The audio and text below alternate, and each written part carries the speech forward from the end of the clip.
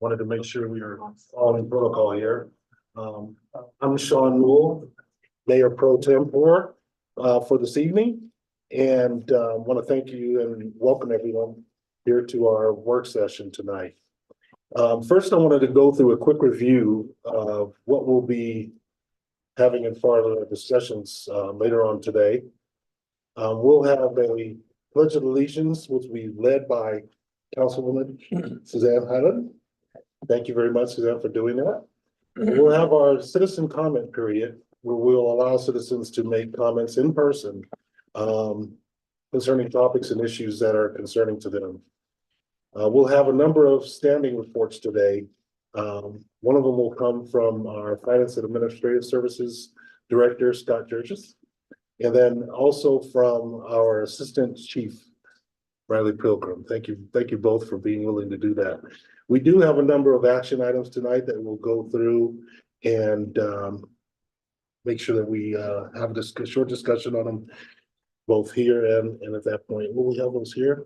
Or we'll go through We'll them go through right now. Yeah. Some of them will be in the work session, but I'll indicate that. and you will cover those. I'll cover. Wonderful, wonderful. So if you want to go, we'll go through them actually go through them right now, one by one. Okay, great. The first action item we'll have and we'll discuss this evening is consideration of resolution 2024-31. This is adopting a tentative budget for the period of 1st July 24th through the 30th of June 2025. This is providing for public inspection of such budget, establishing a time and place of a public hearing to consider adoption of such budget, and providing for public notice of such hearing.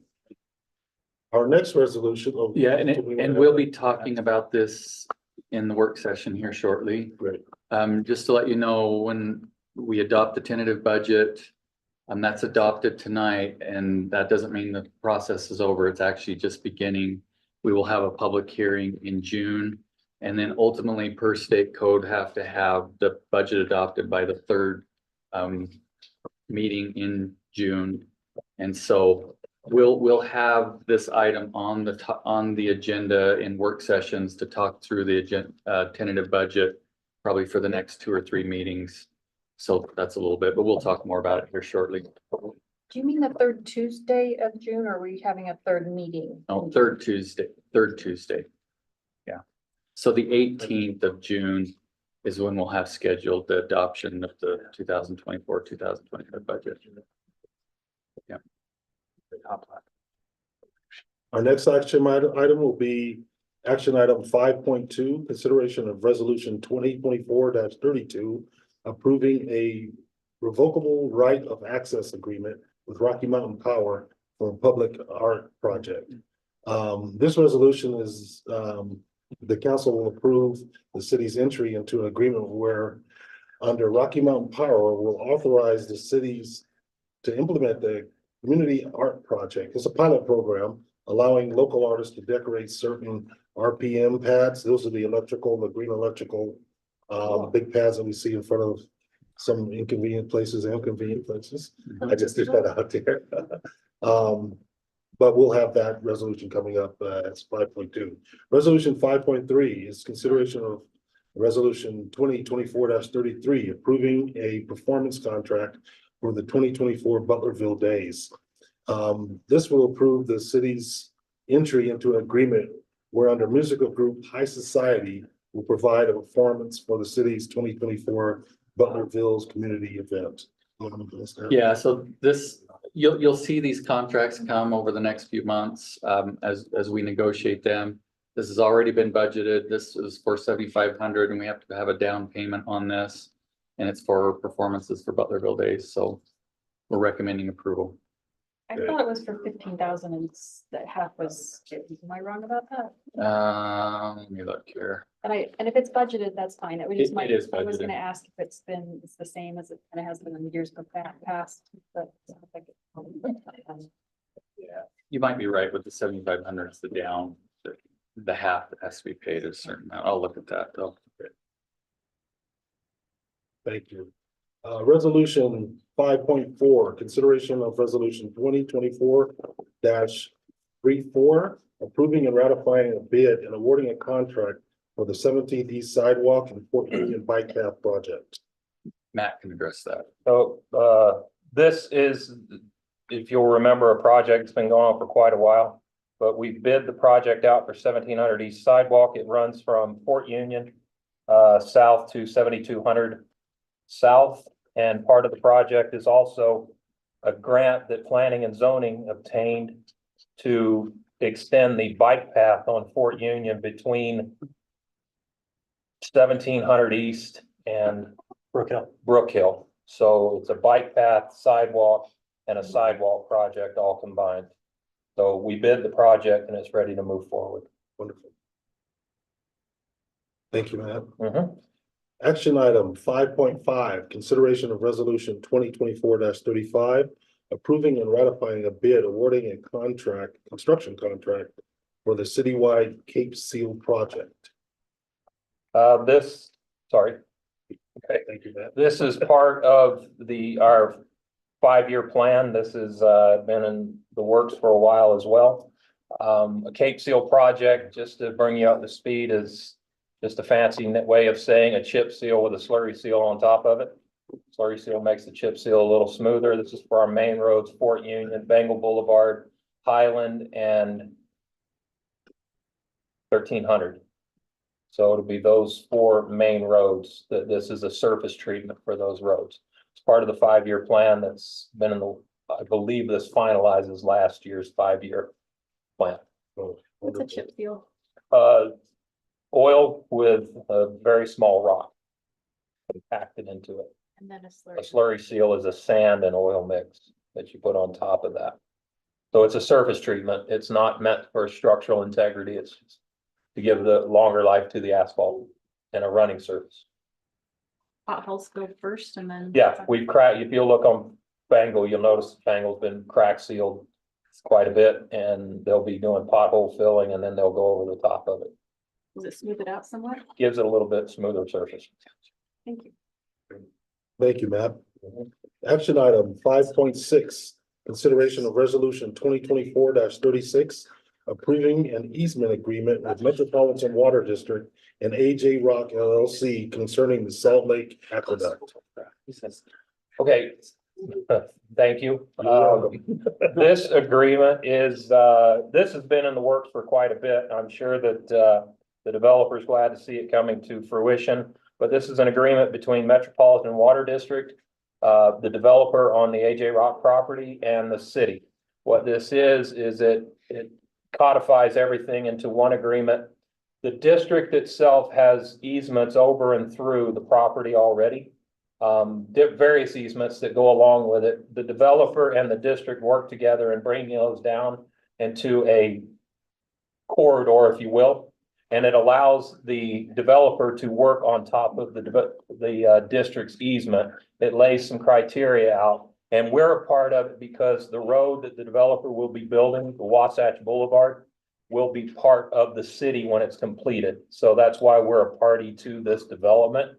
But between the developer, the district, and the city, we've worked out the details, and we feel like we've got a good agreement that'll allow this project to move forward. Wonderful. Thank you. Can I clarify something on this? In your question, it's 7,500. It's not 15,000. 3,750 is Great. required for down payment. That's for the high I society. always like the low number, thanks. Yeah. Any other questions? Great. Action item 6.0 will be the consent calendar, and we'll consider that. And then action item 6.1 will be looking for approval of the minutes, which were shared earlier this Friday. And action item 7.0 will look to adjourn the business meeting.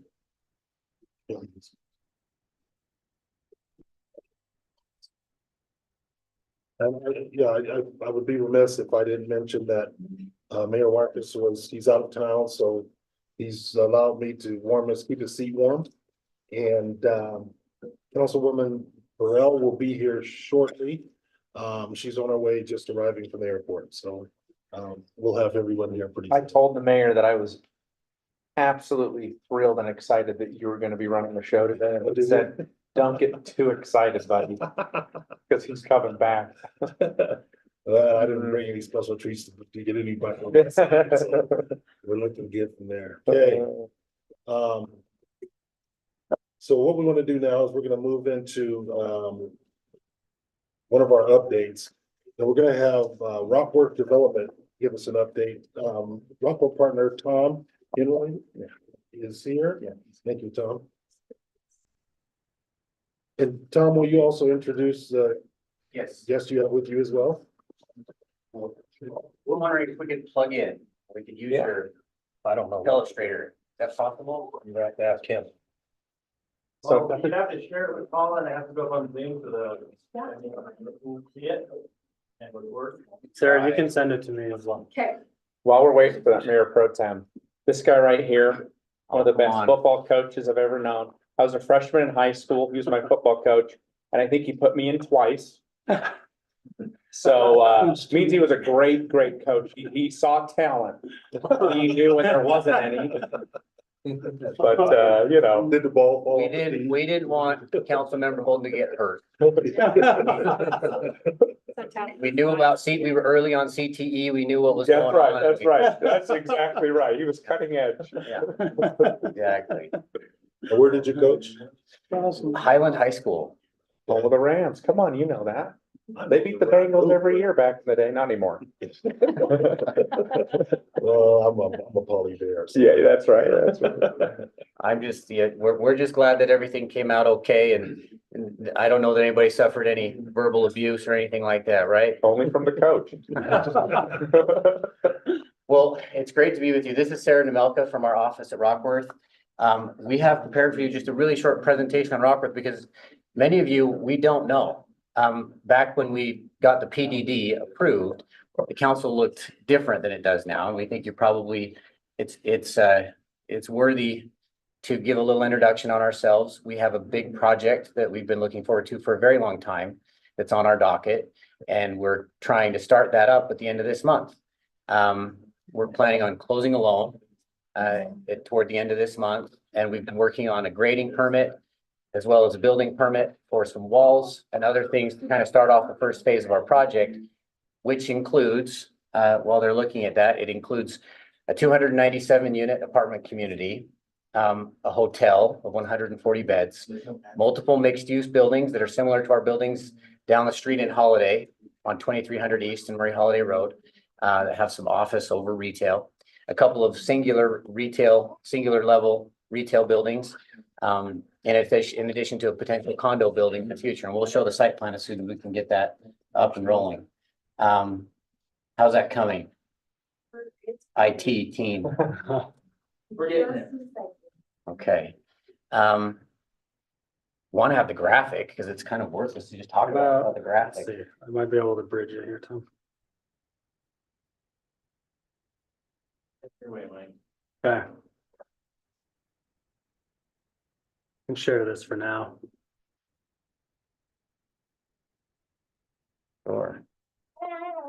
This is one of many sections of our landscape plan associated. Part of the PDD ordinance that you all have here in Collinwood Heights, it required the design of not just, the grading of the site, utilities and things like that, but it required the full building footprint design as well as landscaping, parking lot, et cetera. So here you're looking at these building footprints. There are a few characteristics that are important to note. One that was already brought up by Mr. Ship is the Metropolitan Water easement, which runs through the center of the project. I don't know if you have that, does that email come through, Mike? I'm waiting on it here. It runs, I'm just gonna stand up if that's okay. It runs roughly right through here. So you can see we have no buildings designed over that. That's obviously important because we can't put buildings on top of easements. It is an important easement. It is a 72-inch pressurized water pipe that feeds the majority of the Salt Lake Valley. So it's been a really big deal. And like was mentioned by Matt, we've been working on this for about 5 years with the water district. Because as you can see, we're planning to build a road over the top of it.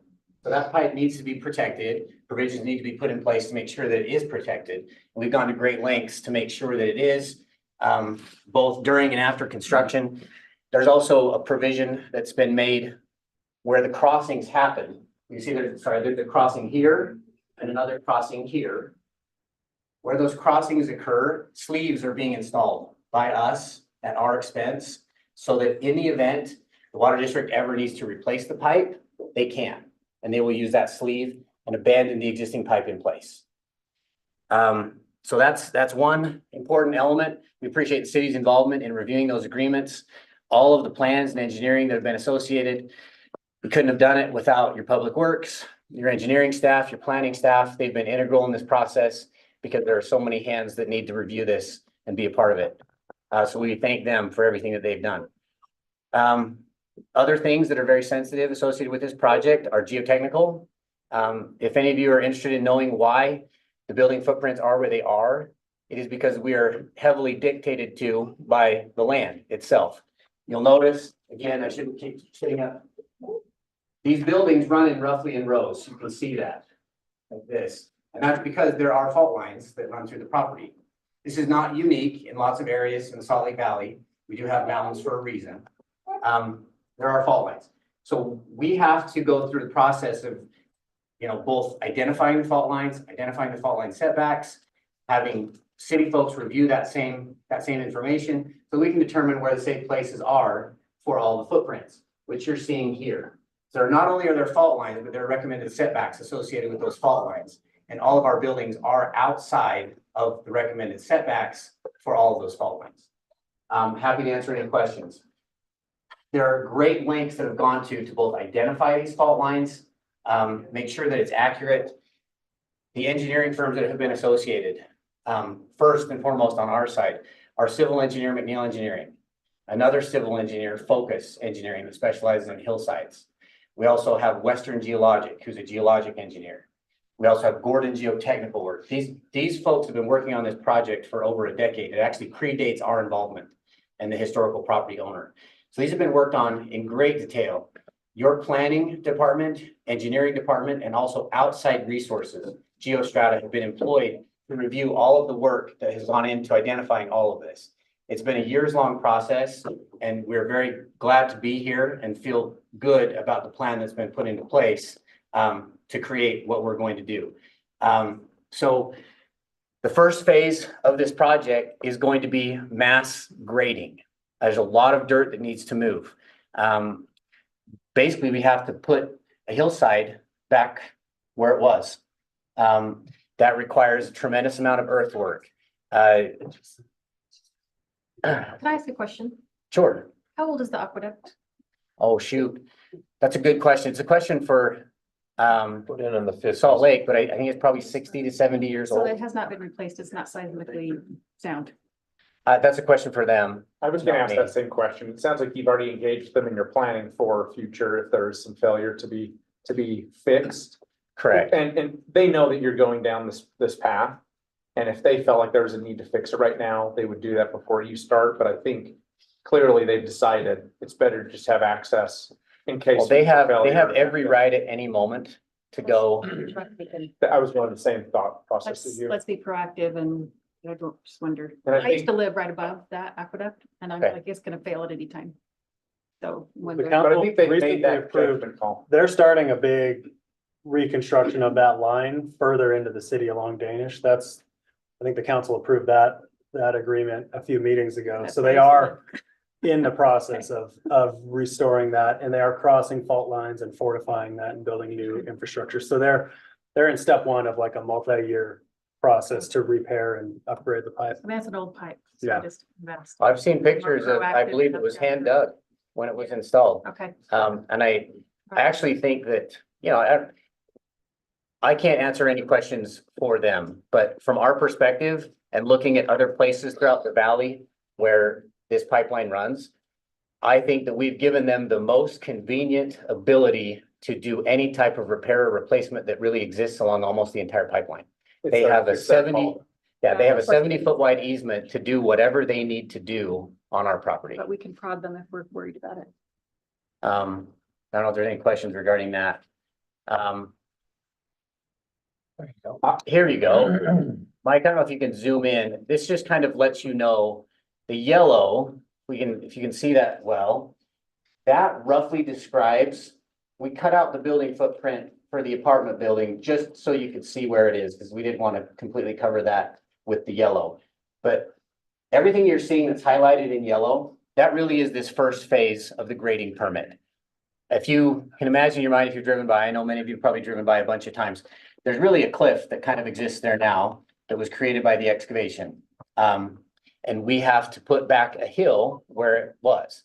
So that's going to require a mass amount of grading and fill, which all that fill has already been identified, has been tested.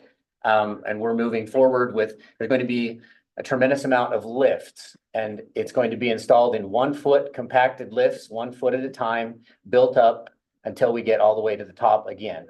It will be reseeded and vegetated for stability. Questions that I'd have if I was in your shoes, stability of that. That is the main study associated. It is referred to as the Global Stability Study. It has been drafted, vetted, reviewed, commented on, revised, and finally approved. And we have a wonderful team that's going to be building it, and we're excited about getting started.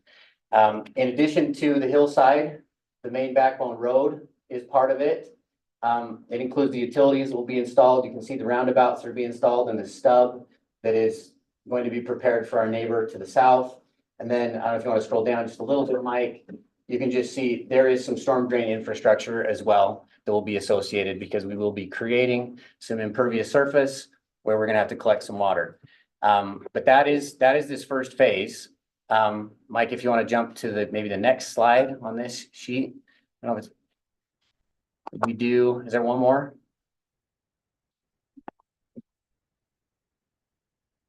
This is the renderings. That's a rendering of the apartment community, which we are hoping to start on later this year, the beginning of next, once this grading is complete. And we're also excited about starting all the other phase, the mixed use buildings, the retail buildings, all of which are much smaller than the apartment building. If we get started on the apartment building, previous to getting started on the other phases will likely finish before the apartments are finished, just simply because they are smaller buildings and they will finish earlier. I don't know if anybody has any questions about this project. We're going a little out of order from what we were planning. I should have emailed Mike earlier. We shouldn't have assumed that we could just plug in. If you could give us an overview, that bird's eye view that you had at the very beginning, where you were talking about the grading. I'd love just if you could point out which building is which and the uses, that'd be helpful. Absolutely. So this is the apartment community, currently planned for 297 units. That is 2 levels of parking, 5 levels of stick frame residential on top of it. And you also have what we refer to as gatehouses along the road. And really what that's doing is it's protecting the streetscape. So at townhomes from the street, you'll just see townhomes. You won't see the parking structure. Okay. It'll look like, it'll have some dimension because these will be a little closer to the road, and then the units that are up higher will be set back off of the road a little bit further. The hotel will be right here on the corner. There's another retail building right here that's along this new Wasatch Boulevard. There are 2 4,200 square foot, 1-story retail buildings located here and here. These 2 buildings are mixed use buildings. We refer to those as 2.5 stories. They're 20,000 square feet, 8,000 square foot footprints each. Retail on the ground floor with office above, very similar to what we did in Holiday that you may or may not be familiar with, where the Harmons is. And then the remainder is, there's a lot of landscaping over the top of the pipeline. There's a trail system that runs through it and on up the hillside. Obviously, that's all landscaped and tiered grading, getting us up to the property to the east of us. And then it's faint, you can't see it, but there's parking in these areas here. And this will be coming to you folks here in the next little while, working on an approval for a condominium parcel right here. The pad is approved, but what's not yet approved is the number of units and the height, which we'll want to talk to you guys about soon. What are you projecting for the number of units or? And the condos? Yes, Approximately 99. approximately. Approximately. And height, what are you thinking? We are hopeful that we can get around 100 feet or so, but 100 feet from where is really the question, because the hillside is in the middle of it. The cross section of what we're building on looks like that. The back of it, there's a major excavation that needs to happen for it. So I'd love to, if you want to back up on this as well, Mike, I'm happy to answer any questions. There's no need to hold questions to the end. We also, given the fact that we didn't know you guys, I don't know if you want to jump all the way to the beginning of it. We don't have to go through this in any amount of time. I know you all are busy. We just felt like an introduction was appropriate. This project is big for anyone, certainly including us, but we want you guys to know who you're dealing with. Rockworth Companies, we're a Wasatch Front real estate development, leasing, and property management company. We've been around since the late 90s. We started as an assisted living facility developer and operator. You may have seen Wentworth Senior Living Facilities around. Those are us. If you want to keep going through there, we just wanted to give you guys an idea of what we do and have done. This project has some buildings that are similar in use to what we're going to be doing at the gravel pit with a mix of uses. This is on 21st South and 21st East in Salt Lake City. It's 108 residential units on top of retail. If you go to the next slide, you can see it's almost done. It will be delivering in the next 60 days. Chinese restaurant was right there and you guys tore it down. Which one? We had Hunan. Hunan and Formosa. Okay, well, which one was your favorite? Hunan, of Okay, course. we won't tell you what was in the basement. Deal. No.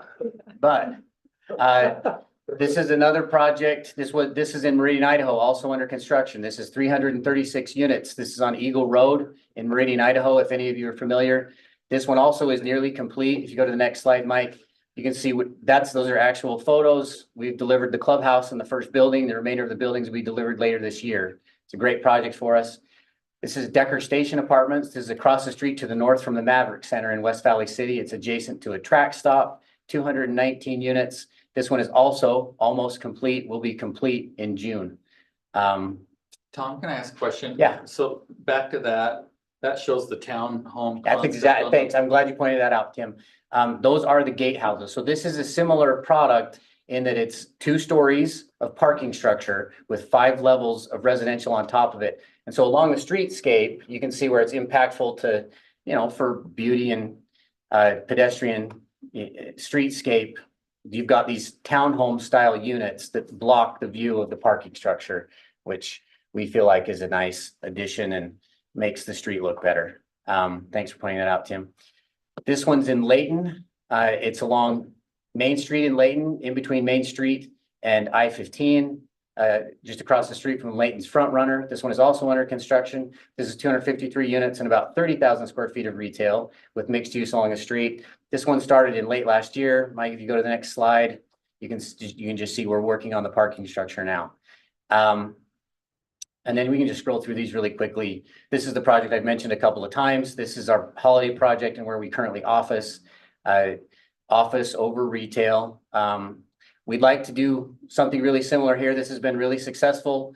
We'd like to work with some of the best restaurants that we've got here locally and identify them and plug them into this project up on State Road. I think it's going to be a great spot for folks coming down from the hill, whether it's summertime or wintertime. Should be a wonderful place.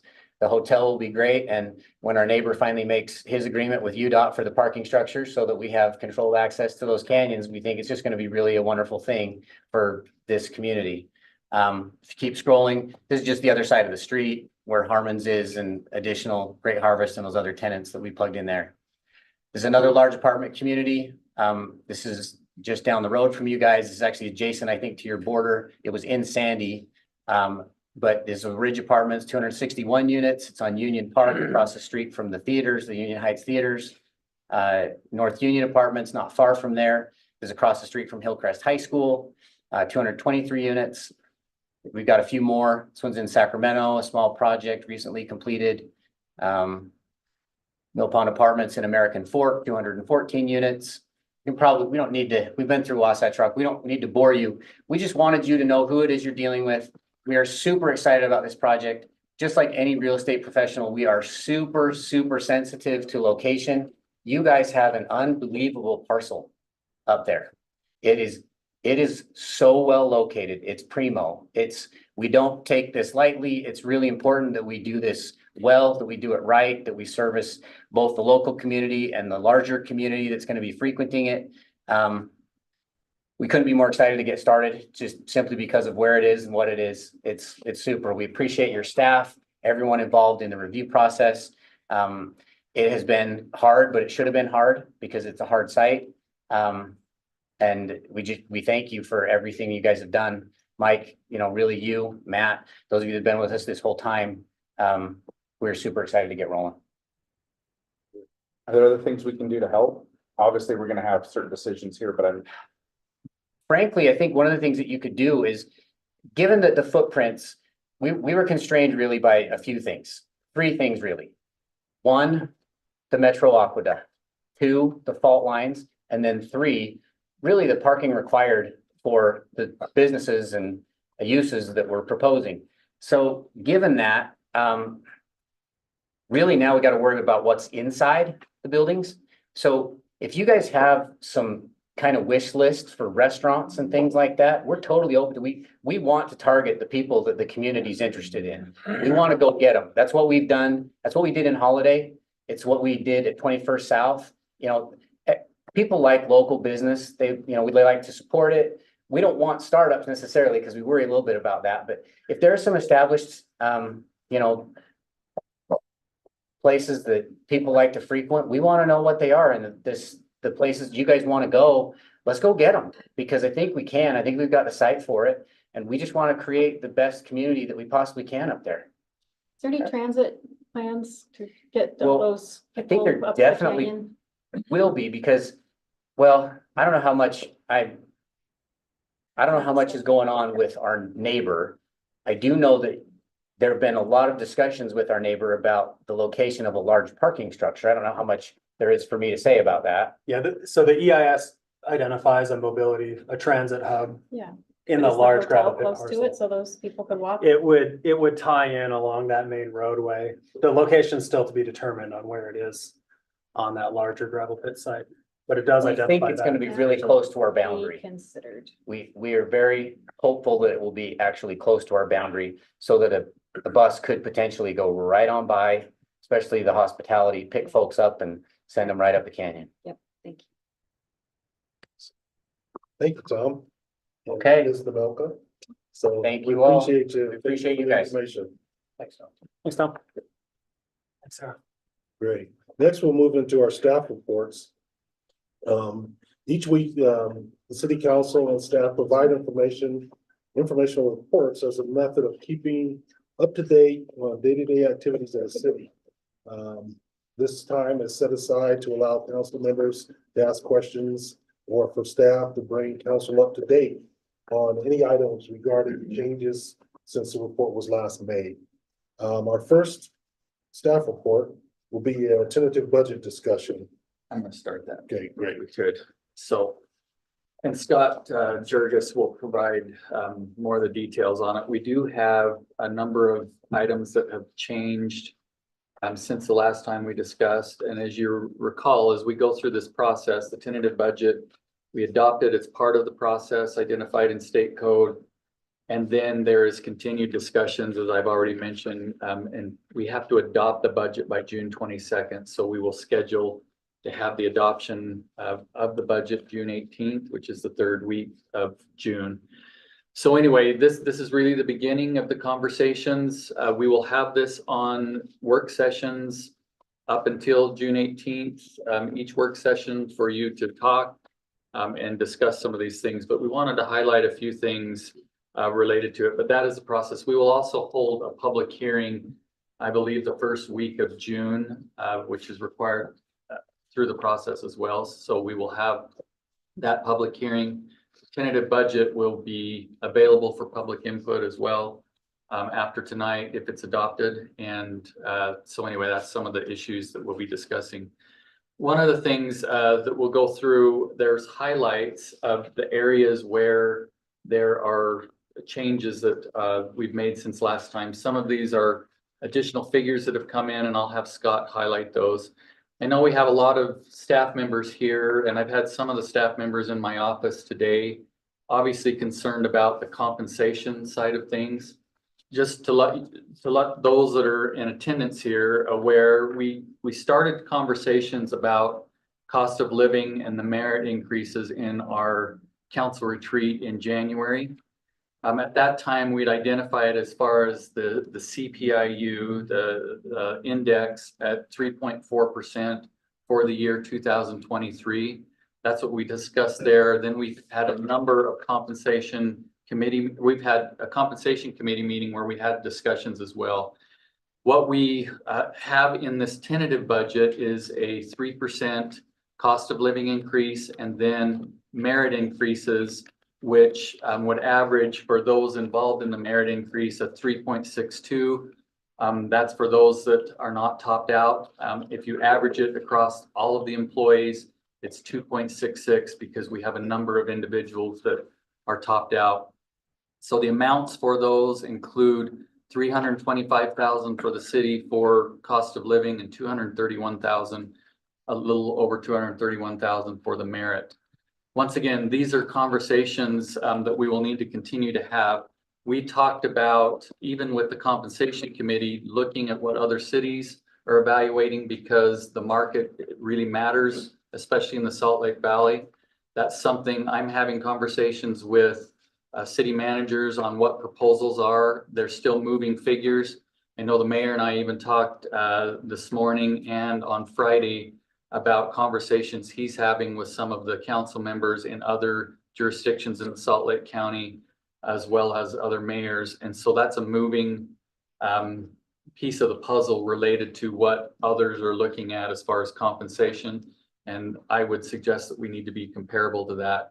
I know some of the individuals that have been into my office today and this week have concerns about compensation, concerns about individuals that have challenges with working two jobs to make ends meet. That's something we're always concerned about and something that we have to evaluate and really determine what's best as far as what we can do with the market and what we can do with these increases. So that discussion continues today and will need to continue through the process until June 18th. But I wanted to make sure people were aware of that and aware of what is being proposed in this and then conversations we're going to need to have. There is not a market adjustment proposed in this budget. We've done those in the past. I know other cities and other jurisdictions do market adjustments. There's not a proposal in this one. We're just looking at cost of living and then also the merit components of that. So with that being said, Mayor Pro Tem, if I can turn it over to Scott and he'll go over and highlight some of the changes since the last conversation we had in this meeting, unless there's questions for me. Any questions? Some discussion will happen afterwards. Yeah, okay. Yep. Excuse me, okay, so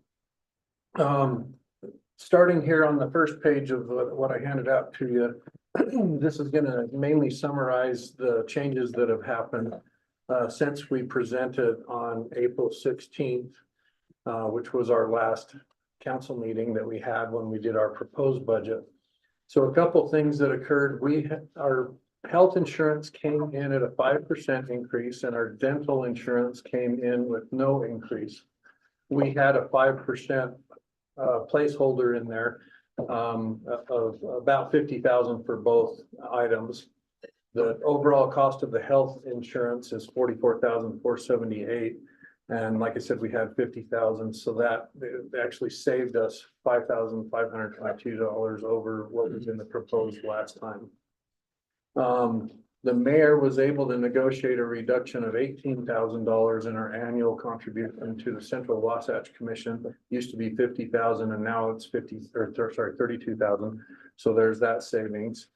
Yeah, and I'm not 100% sure if they're comfortable with that, but that's what we're proposing. Yeah. So, The police, as noted in the last meeting, were able to purchase some chairs for a conference room out of the current year budget. So we were able to reduce a request that they had in there for next year, $8,400 out, because they were able to accelerate that and do that in the current budget. We needed to add $527 to the police vet records budget. And this is for an enhancement called Crime Tracer that's related to the record system there. So that was a relatively small increase, but a change nonetheless from what we had proposed last time. The UFA contract, it had a placeholder of 5% at 224,000, but currently it's sitting at 5.44% or 244,000. And that's the latest that we've received at this point in time. There's still potential that that could change because they haven't adopted their budget entirely. But that is a $19,000 increase over what we had previously included in the April 16th meeting. And then this is one that's kind of strange. If you're not aware of taxable bonds and tax exempt bonds and everything like that, I'll just kind of go over it. So our 2021 bond, of which we have our escrow that we're going to pay off our 2014 and 2016 bonds on July 1st of this year. We were not able to pay those bonds off until July 1st because of call date limitations on that. So we put roughly $13 million into escrow, and then over time have used a little bit of that, but now we're getting ready to pay off those bonds. In the dynamics of that, the initial 2021 bond was a taxable bond. However, the idea was to always convert that to a tax exempt bond during this year. It was initially slated to be in April of this year.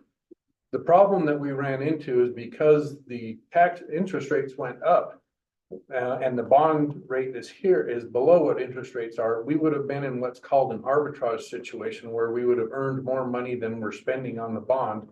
And you have to refund that back, any of that back to the federal government if indeed you run into that. We calculated that on a static, what rates were in April. When we found that out, it would have been $141,000 that we would have had to refund back to the federal government if we converted that bond in April to a tax exempt bond.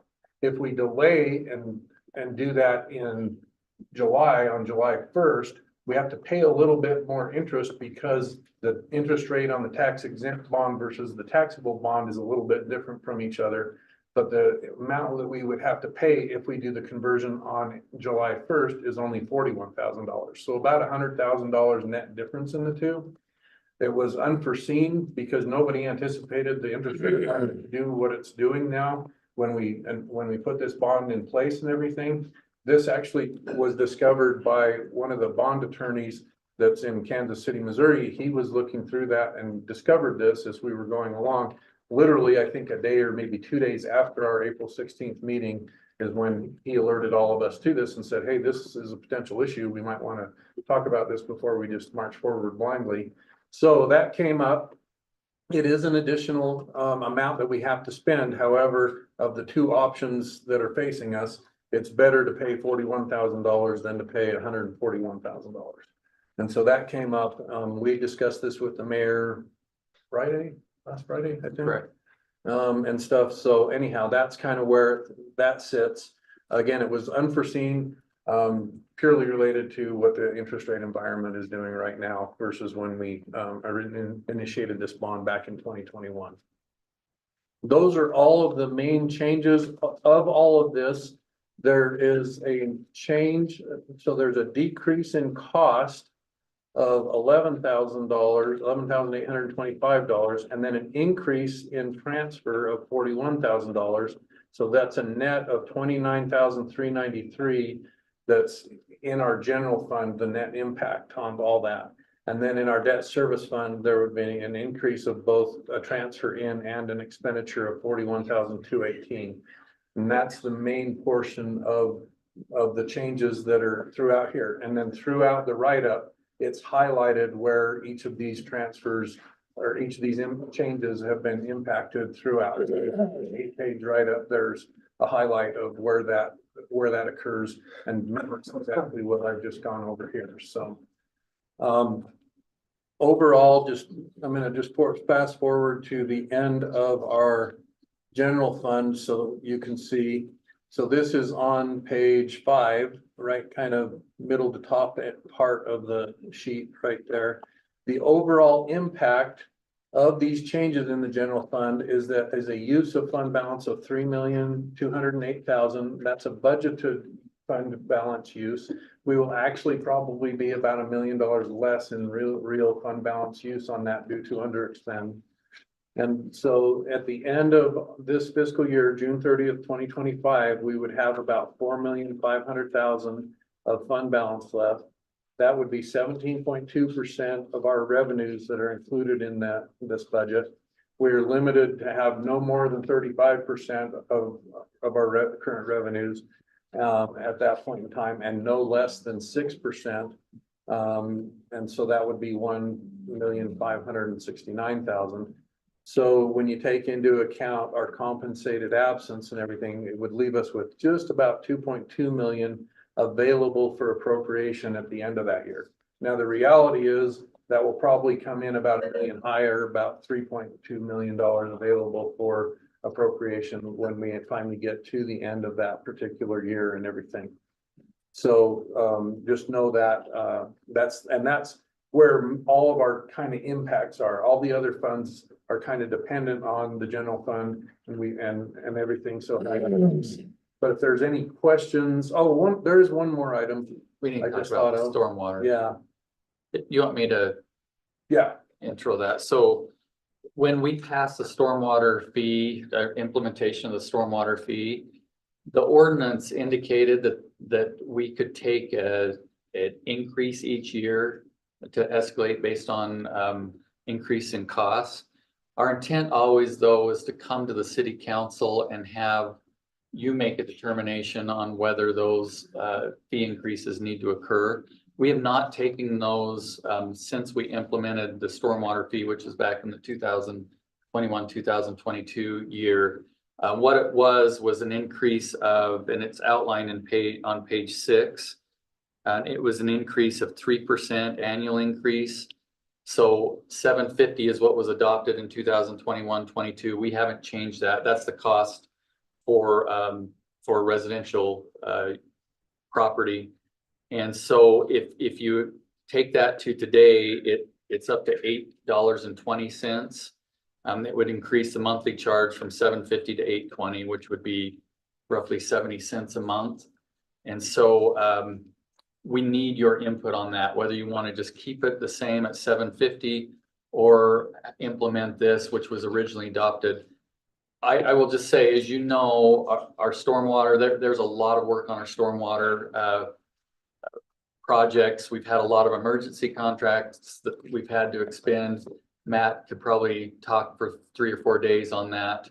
So it's a question that we're gonna need your input on, whether you want us to incorporate that as part of the budget or not. And that's an increase of 70 cents. We went from $750 to $820 per month for each household. And explain if that was, so it was implemented years ago.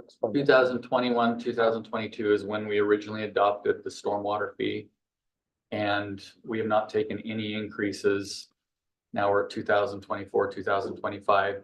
That 3% goes to $820 if we were to take those increases. So when this was adopted, it was a low interest rate environment, low inflation, now all of a sudden, so I think something that needs to be done. Right. Okay.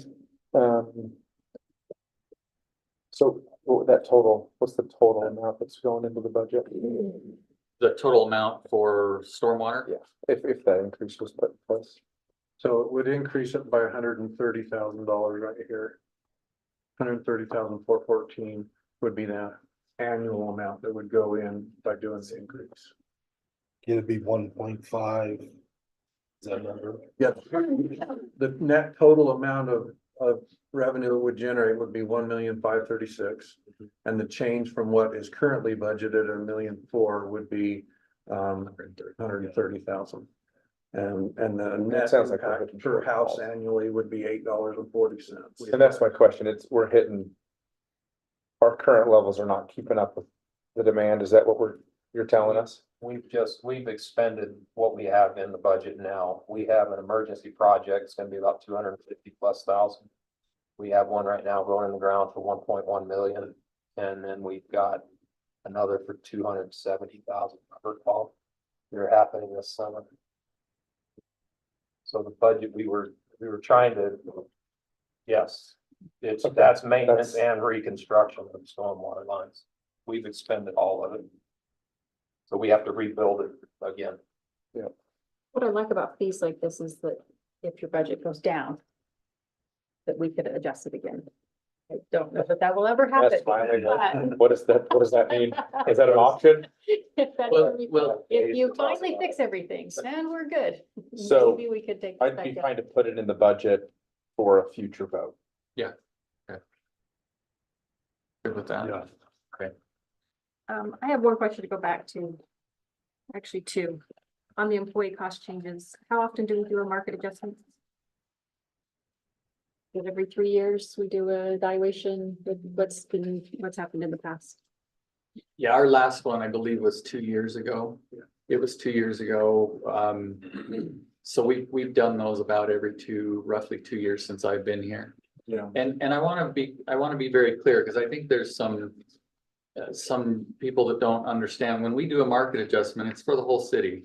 We've done this for the whole city. It's not just certain departments or others. The only time that we've done it since I've been here for one department is when there were increases that were occurring in other cities in the police area, and we did one-time market adjustment just for the police since I've been here. I think previously there were other times. But our market adjustments have been for the whole city, where we evaluate all the jobs and determine if they're in market or not. And we've made those adjustments based on the market for every position. And so that's the market, like we say, about every 2 years, to answer your question. It's not proposed for this year. And then the longevity, the 1% increase that's proposed, is that a true bonus or is that an increase in salary? It's a one-time bonus. It's a one-time bonus. Yeah. Okay. And that's for those that don't get merit because they've reached the end. So, And last year, 2 years ago, when we did the market, we only adjusted the positions that were off. They weren't off.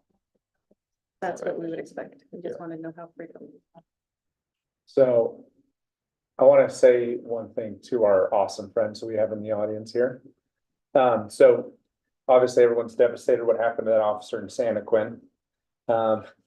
There's an individual in politics who tweeted out, or I don't even, what do you call it, X'd out? I don't know what you call it anymore. But that said, basically they said, look, people die. And that's no excuse to shut down the freeway. You know, so you maybe some of you are nodding your head. So I know this person, so it sounds like you've seen this. Easy to come from somebody that doesn't put themselves in harm's way, right? And I just want you all to know that we appreciate what each and every one of you do. And we're sitting here and we can't ever truly understand what it's like to be in your shoes. And I probably never will.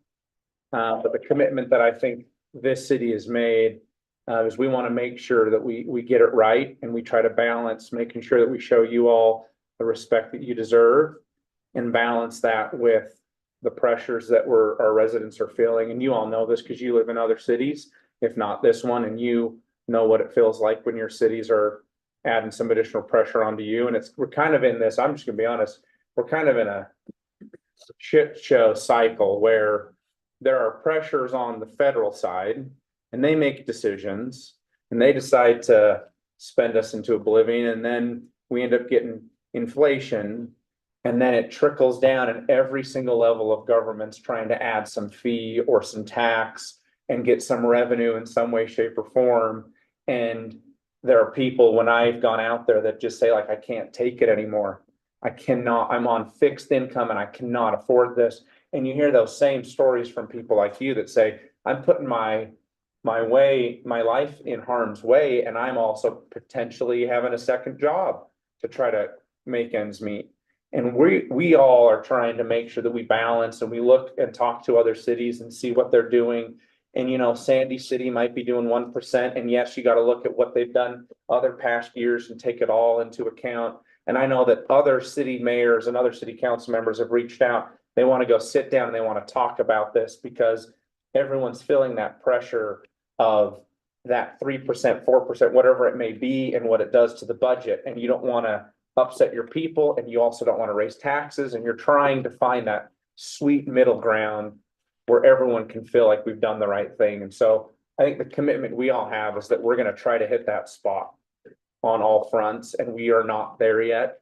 But I just appreciate you being here and what you do each and every day, even though there are some a-holes out there that think, oh, people die. That's ridiculous. So anyway, that's all I got to say. I wasn't aware of that. That's terrible. Yeah. I didn't hear it Doesn't even either. need to be said. Why? It makes a little sense to me. Thank you. Scott, anything on that? Not for this, no, not unless you have any questions. Any questions? So tonight we will, we'll just give a brief presentation prior to the decision on the tentative budget, but we're recommending approval of it. And then once again, we have a lot of conversations and opportunities for conversations in public settings to narrow down what we need to do, because we have to vote on this for sure by June 18th. Well, June 22nd, but we don't want to have another meeting after the 18th. So. No. Thank you, Tim and Scott. Next we have, some new fireworks restrictions. And we'll hear from our UFA Fire Assistant Fire Chief, Riley Pilgrim. All right, see if I can log in here real quick. Make this easier.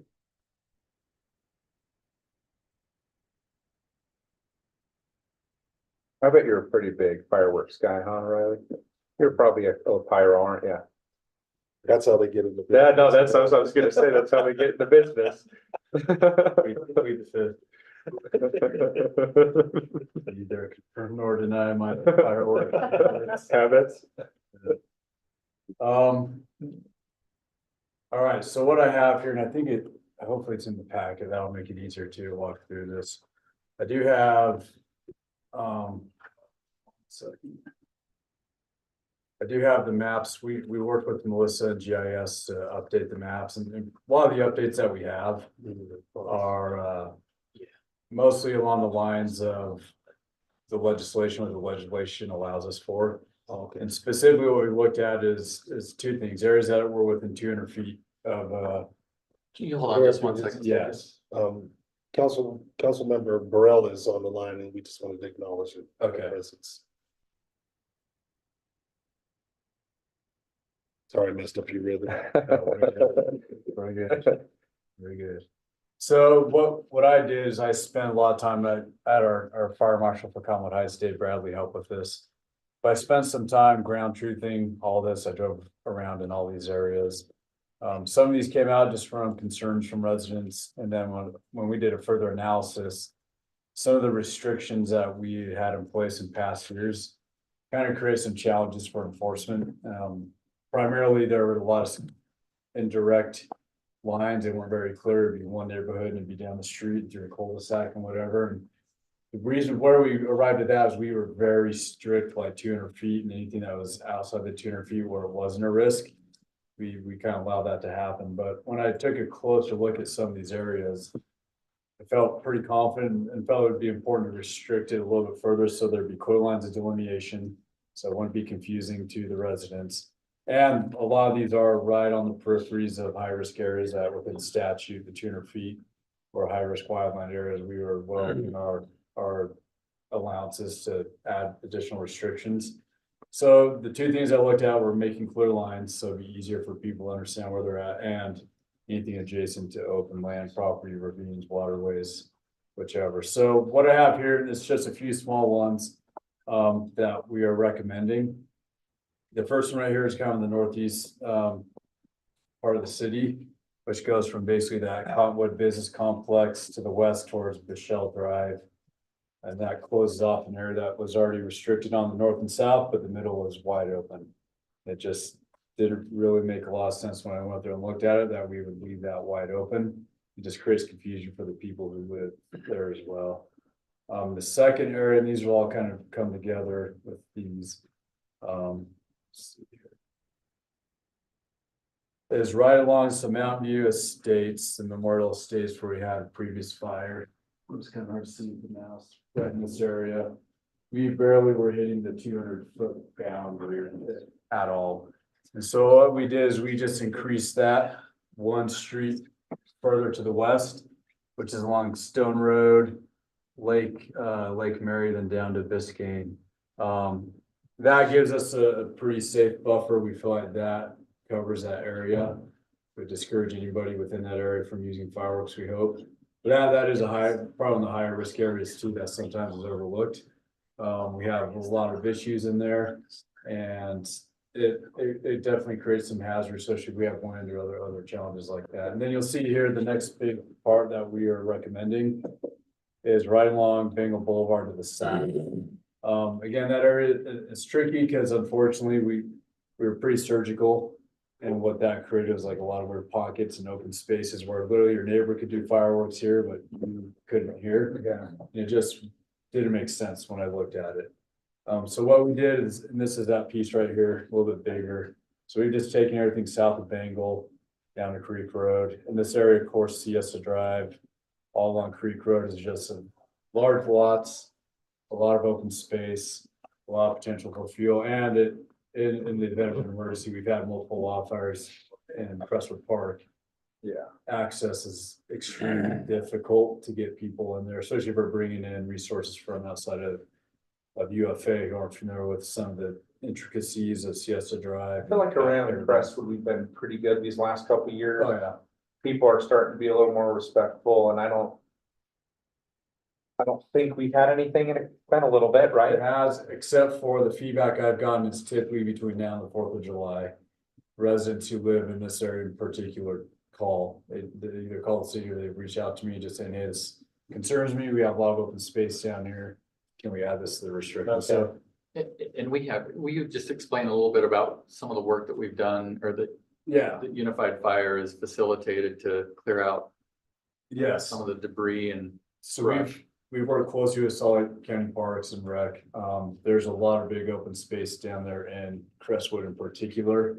And we went through there and along the access roads where we tend to have little fire problems along the creek. Our wildland crew went through there and trimmed a lot of dead vegetation and created more open space. So if we had to get an engine in there, they could access that a lot easier. And so we put a little bit of field work in there too. And I know there's more in the future that's planned. That'll coincide with this. All right, let me ask you a question. So, I mean, up where I live, I'm right here. So if I do it, the park's right here. Sure, it's a huge problem. But these homes down here are so far from the park. I'm more asking so that when I get a phone call For sure. and they're like, what the heck's wrong with you guys? Yeah, I'm gonna get that too. What- You just swept in my entire neighborhood and I'm gonna get phone calls. Because Yeah, it's gonna happen. they are, I mean, it's a pretty standard kind of neighborhood street Yeah, that has truly, I mean, if I'm being honest with you, I'll just show you right here. yeah. Right in this area compared to up there is the same risk. I mean, it's a pretty traditional neighborhood street. And so my question is if I tell them, you know, there's added risk for Crestwood Park, they're like, that is so, how is that even possible? Which may not be wrong in saying that. Oh, yeah, likely they're not. So, cause I think it's different from having neighbors that don't like it to it being a true fire hazard, if that makes sense. Yeah, and we look at all the above. I was just curious on, so I can properly tell them and say, Yeah, and that's why this is open for discussion. I'm happy to pull some of this back. The other thing I looked at that's kind of challenging is right across the line here in Sandy, all that's restricted, everything. That's what I was gonna ask. So So- everything Highland is restricted or east of 13th? Sandy has almost everything restricted. I don't know if they've made any changes. I haven't seen their stuff this year. But like Holiday pulled way back. Holiday is restricted to 9th East and the 13th East. And this year they went back to their 2020 restrictions. So it's gonna be very similar to what we've done here in Colwood Heights. The reason why I picked that area, and again, this is up for discussion, is everything along the border there with Sandy is all restricted, everything. And so I'm fine with not restricting some of that. I get that's more of a residential area. A lot of it is, and so here's a challenge, like you mentioned up here. yeah, It's all over. It's all in the entire valley, right? So we're trying to like parse out the highest risk areas that we're seeing that create the most challenge for us. no, that's exactly right. And And since I'm in a restricted area and I love fireworks, Yeah, oh, yeah. I have to figure out, you know, where do I go Yeah. to do it? And that, I mean, I don't really have a good answer for that. I just usually light it. Roman candles out of my window while I'm driving, Yeah. Well, yeah. but I'm driving in unrestricted areas. Then you're good to go. I don't know what the problem is there. Check Highland High School. They may have some restricted areas there that you could. I would strongly. But that's usually what ends up happening is it's Yeah. these high school parking lots and these. And so I don't know if you've done this in other areas where you are telling people to go to certain legal areas to do it. That's your guys' decision. But I know that can also probably be a There's a lot of nightmare. cities who open up city parks in other areas, but they gotta deal with the aftermath. We haven't done that. Yeah, Yeah. We do, and our public works department, our police is very involved, obviously in the enforcement side of things, but we do place signage in multiple areas to let people know what is restricted and what is not. So we try to really get that out, and we also place this map Yeah. on our social media sites and things such as that. So The what's thing my answer? What if they say, why are we restricted now when we weren't last year? No, What's my that's- answer? A lot of it was looking at the comprehensive restrictions, especially with Sandy and aligning everything with that. So if we call your Sandy don't City want to- Council member. Well, no, that's your guys' You said tell me. decision. I say it's our recommendation, and you can definitely go against it.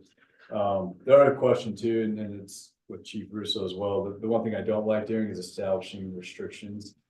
And not enforcing it, right? This is Yeah. difficult to enforce, Yeah, I agree. or it's overburdensome. We don't want to have that either. This right here just connects all the dots. It's a very clear line. And I get that you go anywhere in the valley, you're gonna have the same risk with dense vegetation, large homes. These are different than others because you do have a lot of large property down there. And those are looked at differently municipality to municipality, but anything that's a half acre or bigger typically falls in a restricted area just because of landscaping and different That's- challenges. So Councilmember Highland, this may or may not answer your question, but I would say if I'm getting calls on this, I would say we have our fire marshal and our unified fire authority staff that are evaluating the state code parameters and requirements with the properties within the city, and based on their recommendations, we are including this because we feel like they are risk areas per the state code standards that are identified. Is that's what I would say, Riley, is that? Yeah, the other thing we could do, go back that I would think would be a happy medium is taking Creek Road. Cause there are some spots off of Creek Road towards Sandy side that are within 200 feet of some open space and whatnot. And we could just do 200 feet to the north of Creek Road. The problem you have there is it's gonna literally cut out your neighbors here and you Yeah. can't. So that's why we did it this way That's- too. That's, The challenge without having straight roads is we just have to make a tough decision. And so we could with GIS layers, right, measure 200 feet and just draw a line. But literally, I will be able to do fireworks and I live here and you won't, you live here because you're in. yeah, I don't want those phone calls for sure. so, This is everybody, which is kind of an all or nothing. yeah, see, that's the tricky part is I think I do, no one can argue when they're next to an open field that that's not a fire hazard. That is an absolute fire hazard. In these areas where you've got home after home after home and green lawn and it's just repeat. I think it's tougher to give an argument that they That's can't for do it, Holiday. but that's what's Holiday. tough. Holiday made that decision based off of, they want over excessive restrictions that don't make sense. I'm ultimately it's your decision. This is our recommendation. I mean, looking at the open space, there's way more, there's larger lots. There's more, You said if it's more than half an Potential for- acre, it's a greater risk? well, because of the depends on vegetation? landscaping and all that. And that's where a lot of municipalities where they have big, large lots, those areas are typically restricted. Okay. And it's just a common practice. It doesn't have to be your practice. No, thank you. That's my answer. Most of the lots in my neighborhood. Yeah. have the plus. So, and I'm looking at the map right now and it's, and we could carve out some different things in there, but it gets super tricky. And I mean, enforcement wise, the more the more carve outs we do, the harder it is for law enforcement. Oh, yeah, to drive through there and Especially if Sandy's going, like, I mean, like, it's just easy to say, you know what, Sandy is also put in some restrictions, it's just. increasing I'll be honest, I the- do feel like the more and more restrictions that are out there, the more that people. I mean, it's so restrictive that they're just gonna light the fireworks. That's totally their Yeah, decision. yeah. And I don't, I really want to just show them like, hey, this is a completely legal zone, like, please go. Yeah. Do it there, and I feel like we've gotta create those opportunities for them, or else. It's just gonna be impossible. It is very challenging. It's I mean- challenging for us, and it was challenging for PD. Chief, what are your thoughts? Do you have thoughts on this? Since you're the one Well, being well, called, they don't travel. They don't get in their car and go travel someplace. They go in their front yard with their kids and the neighbor kids and they light them off. like, would even That's little what they do. fountains be illegal in these areas? They all are, yeah. So the problem with state law too is you Hmm, can't split it. You can't say no aerials. It's all or yeah, nothing. it's all or nothing. Really, and that's state law. Yeah, In the old days, Sparklers include like just everything. everything. and that's the problem, because it used to be, if it left the ground or exploded, it was illegal, so it was real easy for us to do Yeah, it. yeah. But they've changed that. And you know, the reason they changed it is an economic reason. It's not for anything else.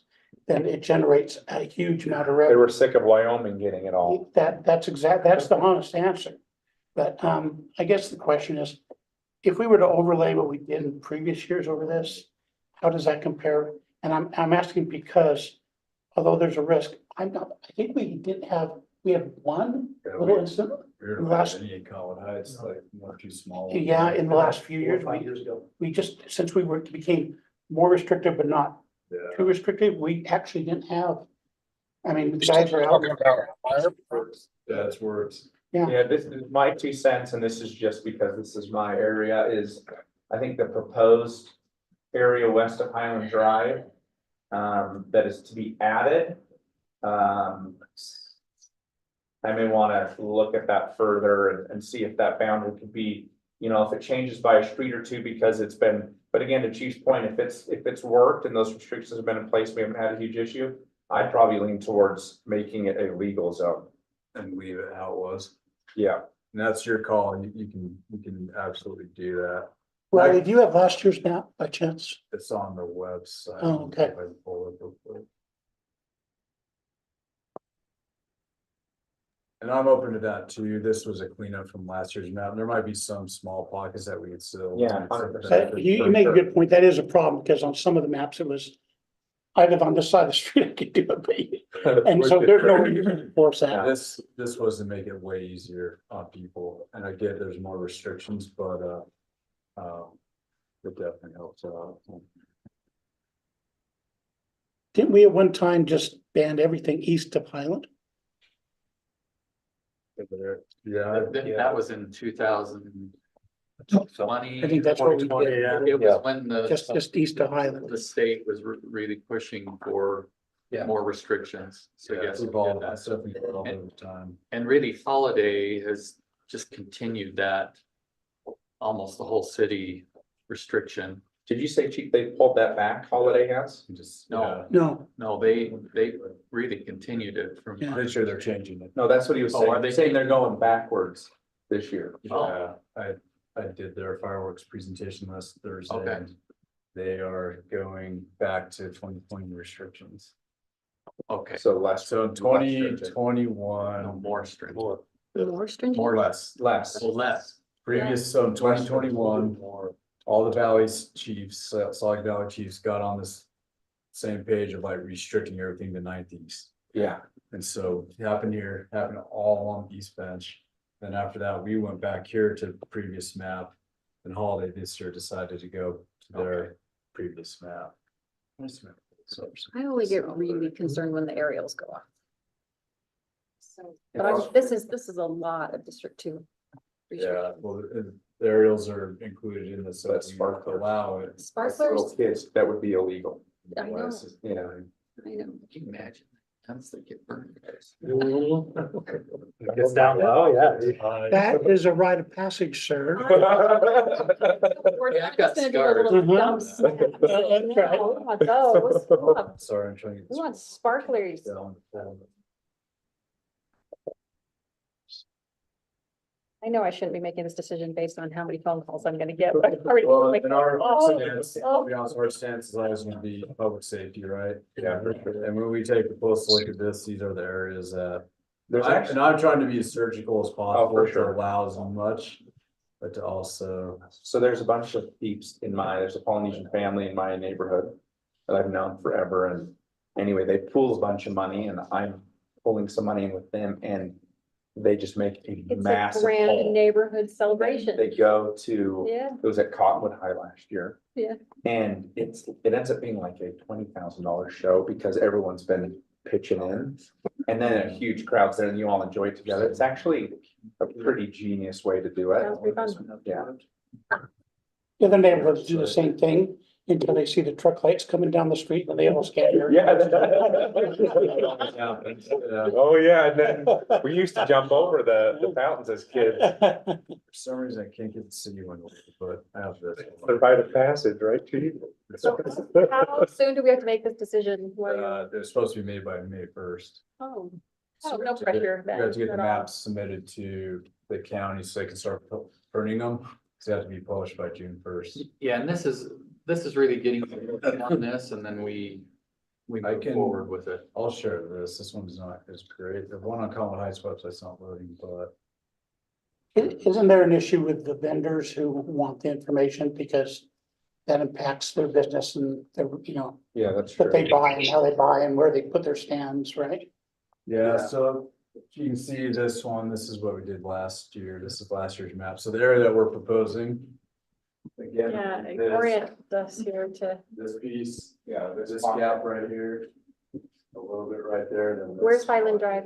Oh, I see it. I got it. So right now, these are all schools, right? These are all schools or open spaces. And so. Yeah, that was your previous one. What is that? Yes, can you share that? Yeah. Just do the open space there. This map might be a little better. This year's would close all that in. Yeah. Yeah, That's the problem. so Chief Pilgrim, I think Yeah. for my district, if there are some areas by the canal or by a park that you maybe want to wrap one additional street in just to you feel like there needs to be a better buffer. I'd be in favor of that, but I would, See, based on. I probably want to leave, because it sounds like you're not touching this area at all anyway. So it's really just this, Pretty wide open. you know, This season. my vote would be to keep it open. Unless we have Because it has. an incident or something that points to something different, but again. That's my non-fire expertise opinion. Oh, I hate the one that's behind me. They get aerials and they go crazy. Yes. So, but I know you're I'm gonna- Korean I'm and you gonna love invite- this. 100%. I'm going to invite you this year. Hey, you're gonna love it. If you want, we can stick with last year's restrictions. That's totally fine. And I know you're gonna be the one lighting them and running over top of them. And And I'm gonna be yelling, Suzanne, come out. So here's the question. Do you want to just keep it the same as last year's restrictions or do you want to add additional areas? And so what are those areas? See how it goes. We'll just have that boundary along Sandy where theirs is all restricted. And I haven't seen theirs might change. I haven't seen what they're doing. And I'm not too worried about what they're doing. It's more out of a good neighbor, good partner It thing, but might give us an opportunity, if we left it the same except for the Sandy area, to get some public feedback. With those concerns. leave it the same. Yeah, to leave it the same and then say, this, send it out for public. Comment to see what folks are thinking. And then say. If you see a fire risk, please let us know if they're, I don't know. We typically have those. So what we do is we post this on our social media channels, the website, say these are the There's some restricted last year areas. where we did add them in. So Yeah. aerials are fine. Is that we're saying in these Well, areas? it's an all or nothing. It's an all or nothing. You cannot pick. It's an all or nothing It's a game, sparkler or an all-on. or a 500-gram mama. That's the makes it state so law. challenging. Yeah. So do you want to just keep it as the same as last Yeah. year and then just see if we get input? on Yeah, it? I mean, it works. The option you do have too is, I mean, it's May and then July could look totally different and you can do last minute restrictions. The challenge there is it confuses people.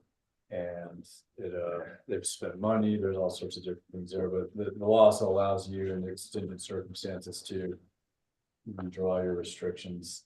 I'm good with that map that I'm looking at for. West of Highland Drive looks fine to me. I don't want to speak for yours, so.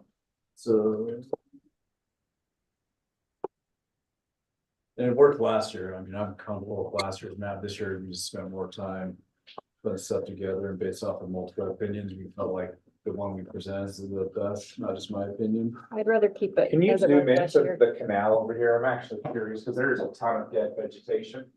Where's Mount View? Chief, is that okay? Mount View is that, yeah. That canal, anyway, Everything up to 15 is restricted. Is that a hardship for it to be kind of piecemeal like this? We did it last time. We've done it. I'd prefer to keep it the way it is. And that's pretty, that is I like don't- the bare minimum. What you're seeing there is like the bare minimum restrictions. So basically everything else is allowed, right? That is, nothing in that is, there Yeah, might be but a spot or two that's excessive, but really that's bare minimum. And nothing in that plan relieves the liability or responsibility of someone who is reckless within those open areas with the fireworks. They still can be held accountable Okay. and civilly and criminally. Tim? So we have consensus then to leave it as is? Yeah. Like that. Well, may I, this is Ellen Burrell. May I make a statement on behalf of District 4? I know that the restrictions are seem more punitive as you go west. But the feedback I get from my constituents is that they want to see more restrictions on fireworks. They cite things like, it's upsetting to their dogs.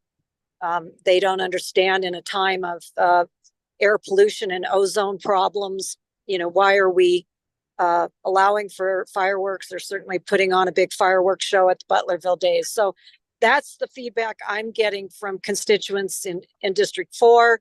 And then I would also make the comment that there's a reason why we spend a lot of money and contract with UFA. And I would definitely defer to our fire marshal, fire chief on this. So whatever Chief Riley's recommendation is what I would support.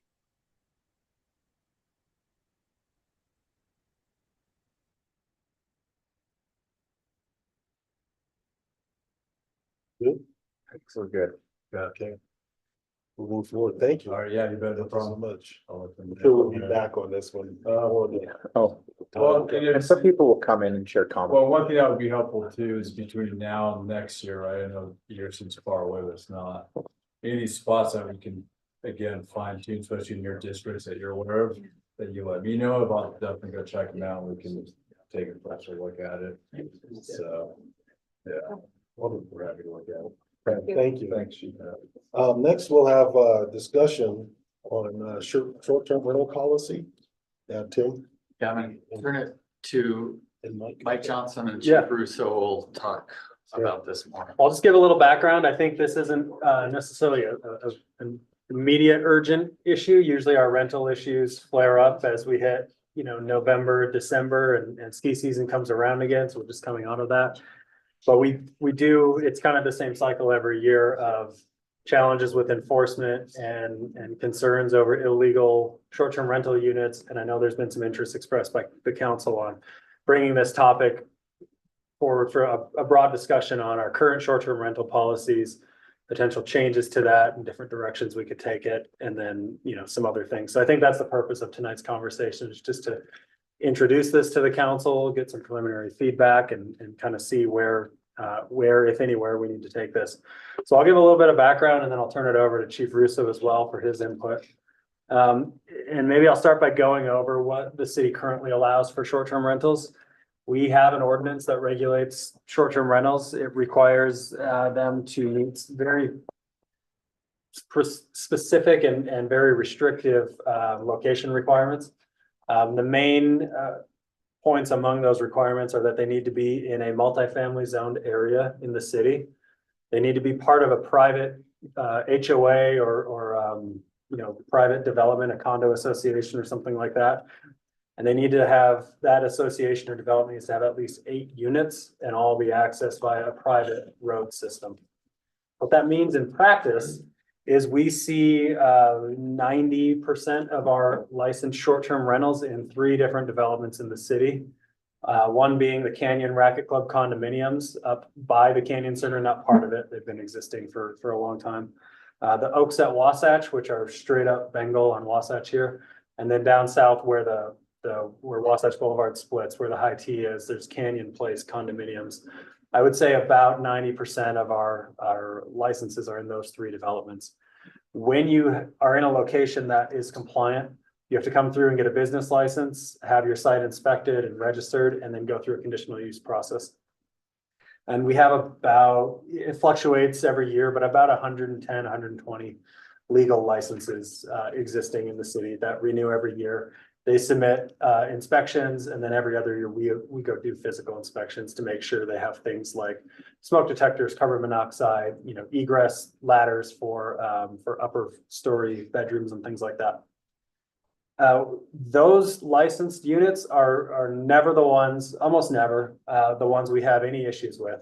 When code enforcement gets called, when there are concerns, it is almost never from the units that are legally licensed. The code is pretty restrictive and requires a lot of things. So the people that go through that process are on the ball. Their units are usually compliant, and they're very respectful of the ordinance. Where we have our issues over and over again is illegal short-term rentals that largely are in single-family neighborhoods. Just by virtue of the ordinance restricting these to multifamily areas, that then means if you're on a public street anywhere in the city, or if you're in a single-family zone anywhere in the city, you're not eligible for a short-term rental license. I would say our planning department, of the regular calls we get, this is one of the most common, probably averaging about 1 a day of people buying a home or selling a home, or just, calling to say or ask if they can use their home as a short-term rental.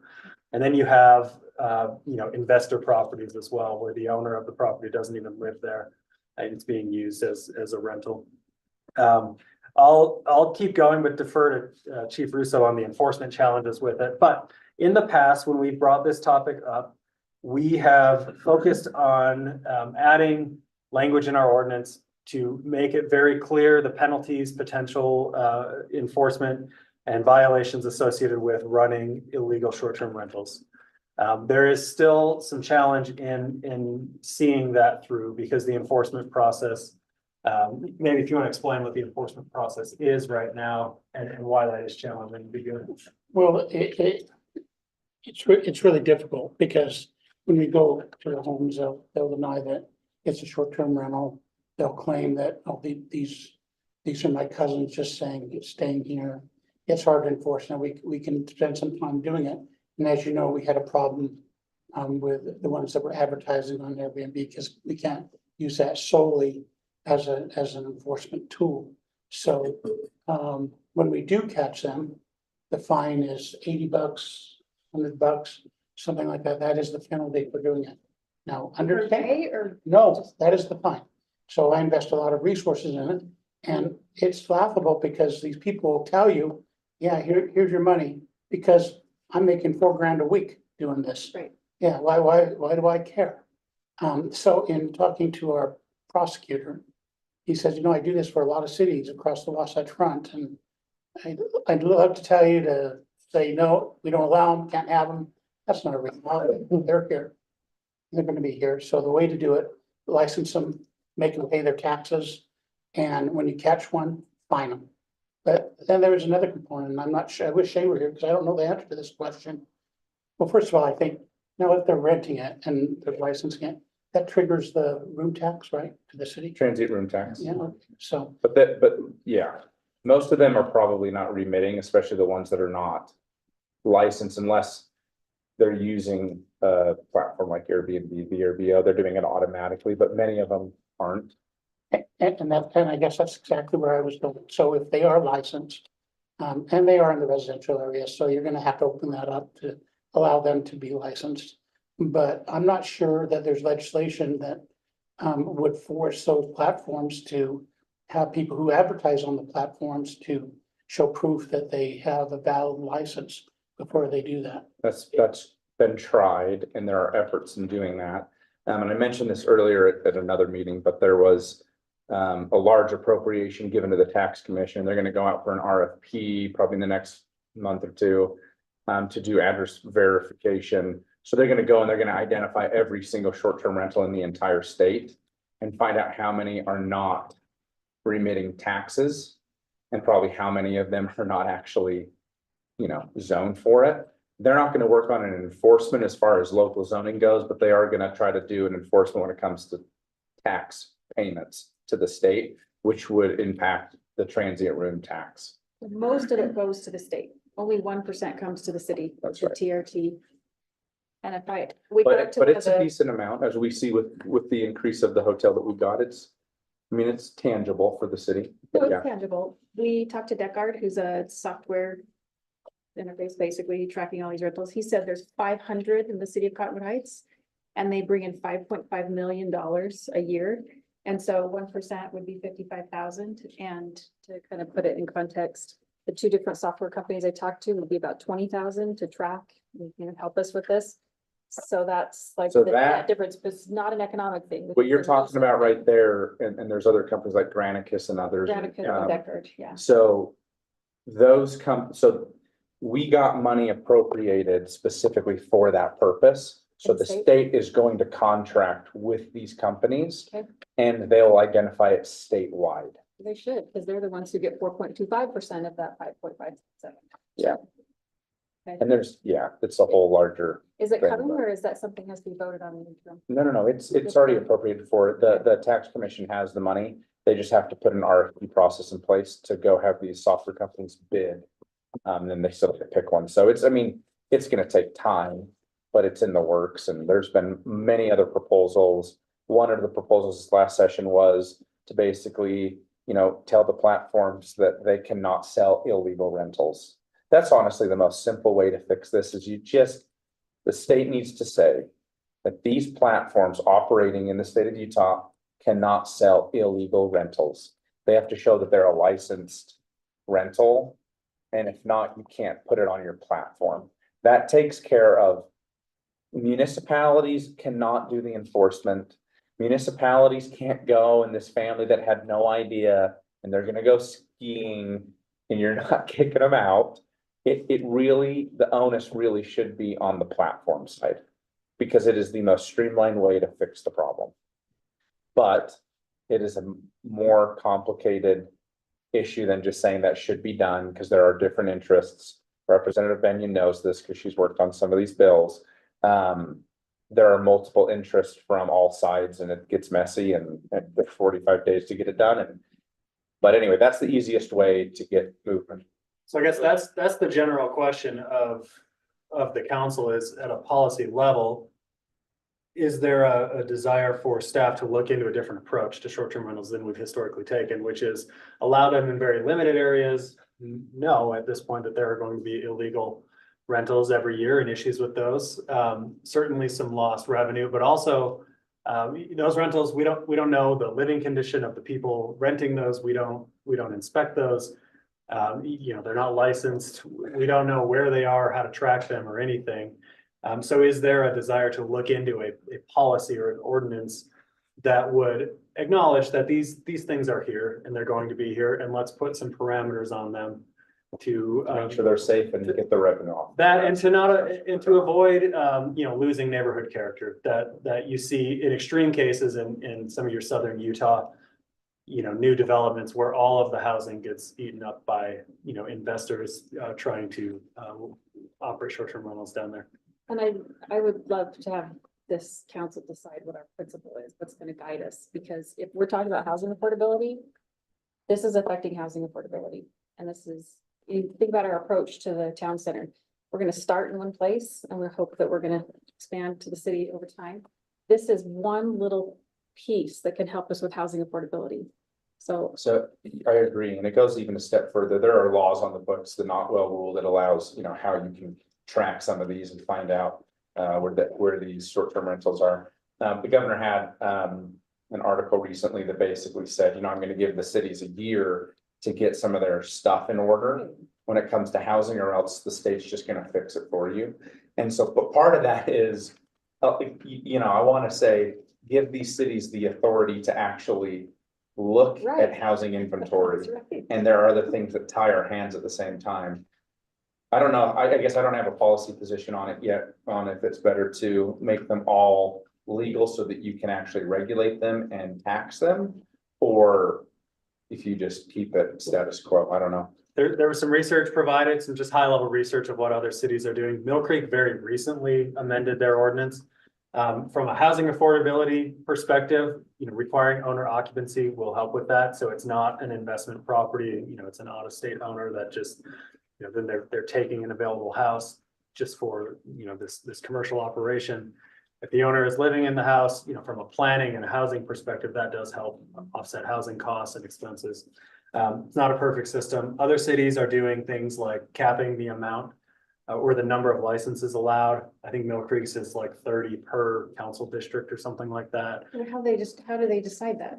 That's a good question. And First there are officer. concerns that can become a little bit arbitrary. I talked to Jeff Silvestrini about this. Yeah. They kind of, they did some of these things just to please some constituents, but they acknowledge there's no way for them really to understand. It was like 183 days a year of owner occupancy. How do you enforce that? Yeah. So And we we, admitted that's unenforceable. That's a nice. and our ADU ordinance does require owner occupancy. And what we ask for is proof of residency. Again, it's not a perfect system, but a driver's license, a bank statement, something like that, that shows, the address you're applying for is your primary residence. And then with ADUs, we also require them to sign an affidavit that gets recorded saying, yeah, this is my permanent or my full-time residence and I live here, and then that gets recorded.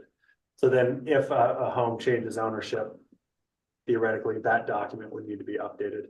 And then the license element of that, we verify that on an annual basis.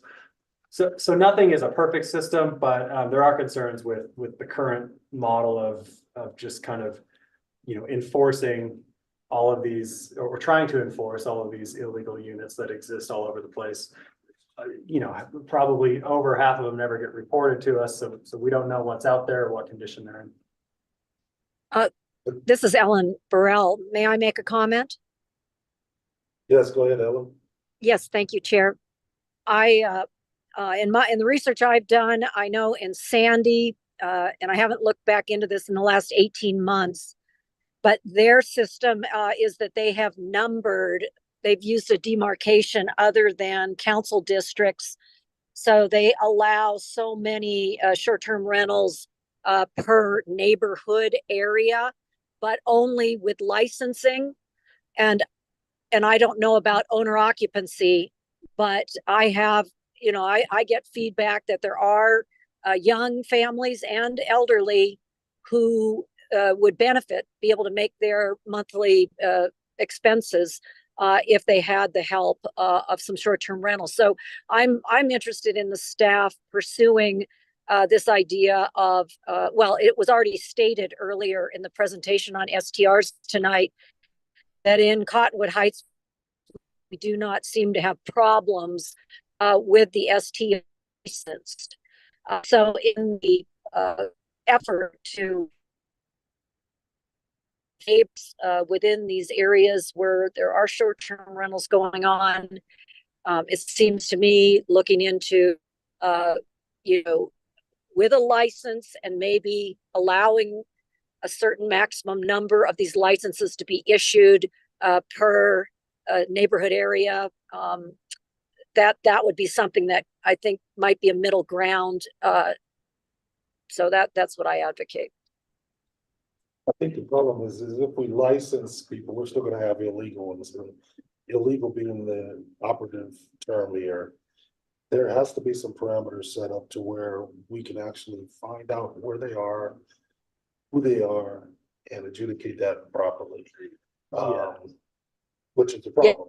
I just want to be clear. If I may if I just may be clear, it's not that I oppose by any means the state-led effort to identify where these STRs are going on and figure out how to curtail the illegal ones. So I support that, but I also support when owner-occupied homes are licensed, that, you know, within a maximum number per neighborhood, that is allowed. Yeah, Sean, to your point, we have a problem with people not following the rules right now. And Exactly. if you create another rule, are they gonna follow the new rule? Probably not. So, I mean, that's a great example. And I don't. I'm just thinking of people in District 1, and I don't really know any that would really be okay with short-term rentals generally in their area, so. Yeah, I think the EDU and short term are two different. Two different things. And we can address the EDUs in a fashion, I think that would be amicable for most residents. But the short-term rental issues and seeing how many are there, I talked to Tim about one this summer, or this spring. Yeah. And lo and behold, it wasn't legal. And I'm thinking, well, you know, we can find out one by one, but how much work is that? That's gonna be a lot of work. And then what can we do once we uncover these are there? There's not enough penalty. We can raise the fine. That's something that can be a deterrent. I wish the state would be a little more strict and let cities sell So it, there's, bottom line. could we also, is there a higher licensing fee that we could impose so that then we might be able to use that for some enforcement? So that'd be the first business license, and then also the penalties, right? You're saying per day, but you've also said in here that it's a Class C misdemeanor, which can only be a max of $750. So if we do $500 a day, that's gonna hit a max at a day and a half. Am I interpreting that correctly? No, each day could be a separate violation, Okay. depending on how you write it, but what is the license? How much does it cost them to license It's, these 500? it's like $500 a year Oh, it is 500 a year approximately already. right now. That's a lot of money if they were licensed, but you know, to your point, if we would ask you did the same on parking. We would ask you to consider raising the fine, for the ones we do catch. We put a lot of effort into it, and we need to make something that's acts as a deterrent. And, you know, also, if they're not licensed and they're using the platforms, we can't use a platform as a sole basis for enforcement. We could certainly use it if they're advertising there, and I call Mike and say, do they have a license? No. Then we can charge. What would you suggest as a per day penalty? You know, and I guess that's a question for Shane. I'm not sure how that would work on a per day. How we could, if. Oh, it's per violation. Yeah, if we can do that per day as a violation. So that's a bigger question. Maybe. In the fee schedule, if you had a different ordinance that did allow these with regulations, there are penalties right now. As we enforce today, it's enforcement of a use that's just not allowed. It's kind of a different process. But if you require a conditional use permit or business license, and now you're operating without one when you could have one, there are some additional fines built into the current fee schedule. I think they're like $200 a day or something like that. That's a good idea. And then just raise those. So that's going down the pathway of if there were a policy allowing these citywide, there is a pathway to getting a license and someone's just operating without one. So that's failure to get a license, then there are different penalties associated with that. And if you want, we as staff can put our heads together on this and look at a proposal on what we think would work regarding licensing fines and things such as that. So that's one element. I know there's many elements to this, but if that's something you want us to do, we can pursue that and bring something back to you after we talk with legal counsel as well. I would think we need to raise the fines, but to, Remember, yeah, Councilmember Holton's point, I don't want these in single family areas. I think we're already pricing out young families. I got some information from a constituent that Canyon View Elementary said they're cutting 25% of their first grade classrooms already. We've already closed an elementary school. I don't want that to continue to happen. So a lot of cities restrict these to certain zones, and I think that's a great approach. I just hope that at some point we can really enforce that. I will say most of the issues are in single family areas. So if we're gonna open up policy, it if we want to really see a change in how we approach these, we would have to kind of tiptoe into that single family area, understanding that there are a lot of concerns with, you know, price of housing and things like that. So trying to build in requirements that owner occupancy is a good way to offset that. So then it becomes a tool for a young family to offset their housing expenses by their, you know, whatever rental is in their house. But there are And ways. I would concur with what Mike Johnson just said. That's the input I'm getting. It's young families that would like to do short-term rentals only during the ski season in order to, so I don't know that it really correlates exactly if it's owner occupied, that it's going to reduce the number of young families in our S1 zones. Owner-occupied, in my opinion. Can we enforce owner occupied? I mean, can we? Well, we can't enforce anything right now. We have a model with So- ADUs where there are multiple steps they need to take to provide evidence to us that it is owner occupied. It may be not a perfect system, but it's something. I could go with what Councilmember Burrell said. When I was knocking doors, I had several who said, look, I don't want a long-term resident actually, you know, downstairs in my basement the entire year. I can rent this January, February and offset half my mortgage. And I'm okay, I am okay with when you've added one individual car who's coming to have, you know, stay in one bedroom at someone's house. And if it's helping them keep in that house and supplement their income, I'm okay with that. I'm less interested in the, you know, 8 people coming for the weekend. Yeah, Kind of thing. and you don't have the nuisances because you have an owner supposedly who's there. Who's. Yeah, I just personally don't do a big deal with that. That's my. So opinion, Brighton requires 2 spaces per dwelling unit plus 1 additional parking space per bedroom. And so one of the things that Chief Russo and I have talked about is a Logan City ordinance where they do not allow overnight parking on the streets from November 15th to March 15th at all without a permit. And so that's our rental season. And that's something we could definitely consider because cars are a proxy for people. And we know in my area, there's the people there, we've stuffed 10 people into this house and they're all working up at the resorts. And so we have 10 cars on the street. And so parking needs to be addressed in that as well, if we're going to allow ADUs in single family areas. Yeah, and I think the ADU model that we have developed, because we had to, per the state code, does require additional parking off street. And there's a model that we could kind of, you know, develop something after, if that's a pathway the council wants to go down. In our rental that we owned in Logan, we just made sure that there was parking off the street for those tenants. And I think a responsible landlord should do that. I'm open to proposals staff wants to bring back on this, to discuss it further. So it sounds like. But I don't know restricted how. Zone and maybe ADUs, owner occupied ADUs. Yeah, I think it goes back to what Councilman Newell said is we're having a hard time enforcing existing. That, you know, we have these new things, how do we change them?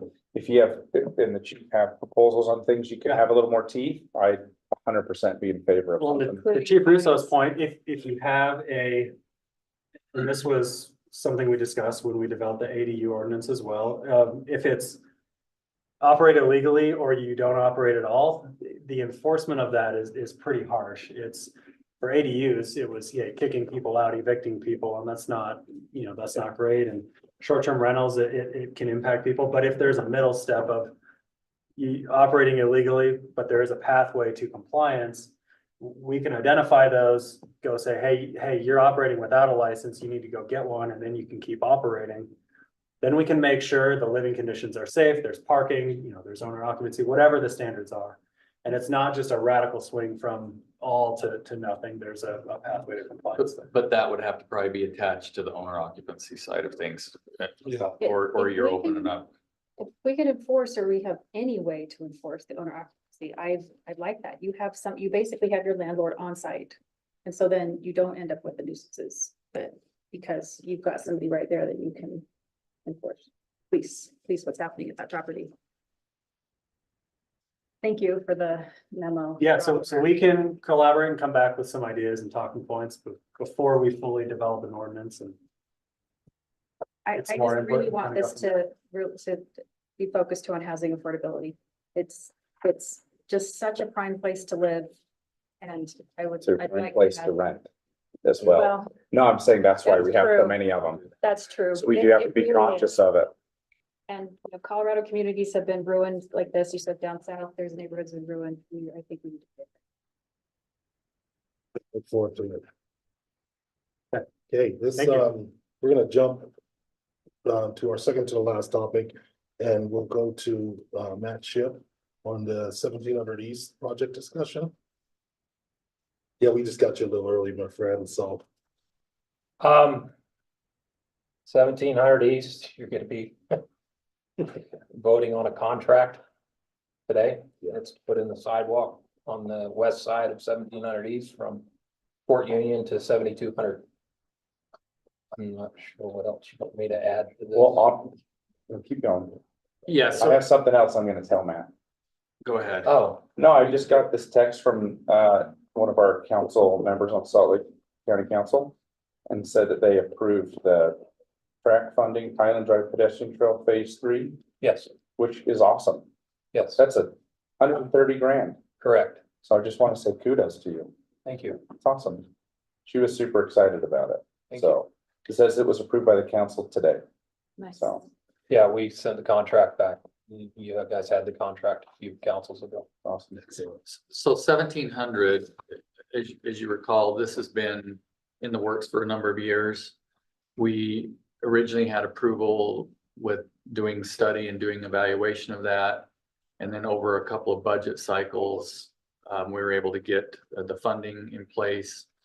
And so we're moving forward with this. We still have a couple of issues we won't talk too much about that we've had conversations with you about, but we're able to move forward with this. And it's something that the residents, especially in your district, have been wanting for a number of years, and Yeah. it is it's important for safety related to children walking to school. This was a council member Peterson's Mhm. pet project when he first came on council. It's been a push to get it through. Whatever happened with that one neighbor?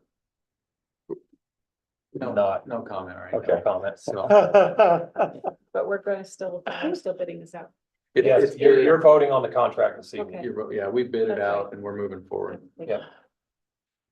It's a great place to do this. It's a. Yeah. It's a dense neighborhood and area that needs to be done. Emily Thorne is here. They're ready to go. Oh, Kimberly. Okay. Whenever you're ready for the next. Okay, we're rock and roll, we're ready. Next, our next discussion is gonna be on the SS4A grant discussion. And we have a couple of big guests here. You got a link. They're from Emily Thorne. Did you get a link? From Representative from Kimberly Thorne. Can you introduce yourselves? Yeah, my name is Brent Crowther with Kimley Horn and Associates, and I'm in our Salt Lake City office, and I lead our transportation, multimodal transportation practice. Wonderful. My name is Sophie Bolina. I'm a planning analyst with Kimley Horn, and I support Brent on this grant application. Great, thank you. So Kimley Horn, just a little more introduction. The SS4A, the Safe Systems for All, is a federal aid project grant that grants $1 billion a year throughout the country. And Kimley Horn, through a process with Wasatch Front Regional Council, was actually the company that went through the process, the vetting process, and was chosen to develop the safety action plan. There's a lot of things happening here, but the safety action plan is the basis for which we're allowed to apply for that $1 billion, or not all of it. It'd be really nice, right? For portions of that $1 billion grant that the federal government has. And so what we're doing here this evening, as soon as she's able to get online, is we, through the council, presented Kimley Horn as our contractor to help us put together the grant application for those monies. That grant is due next week. The application is due next week, and we're bringing back to show you where we are in that process based on the projects that were approved by you as the council. So this is where we are, and as soon as she is able to get on, I believe they have a quick presentation that we can do. I just have to share Yeah. One moment, her chicken on the nuggets, so she's having it. Oh, okay. I would do it on mine, but I don't have a battery. I died. Yours back too. Yeah. Yeah. Yeah, my I battery don't get lasted. charge stuff today. Well, it was charging all day.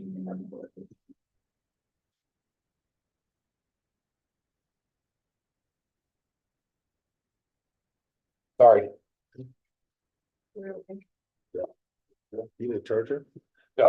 we're shooting it over to Paula right now. Through the magic of the air We need machine. to put a it's gonna go charger over in the there. budget for you. We're happy to do that. It'd be a 14-1. 14. I've already used that budget line item.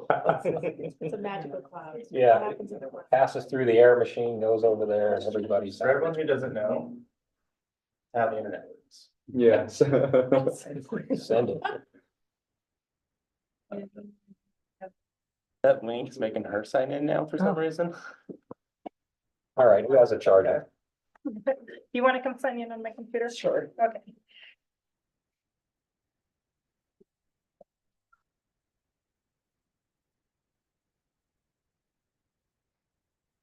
I'll let you go. Does your charger work for this? Because mine is the big one, mine does not. It does.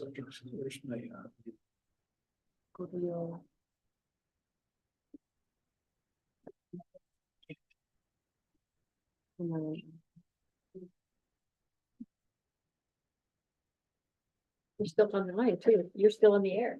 Am I still on the Are you air? able to share? Oh. Okay, I need to log in into. I just say that to this and Oh, yeah, that would be perfect. Glad you're here.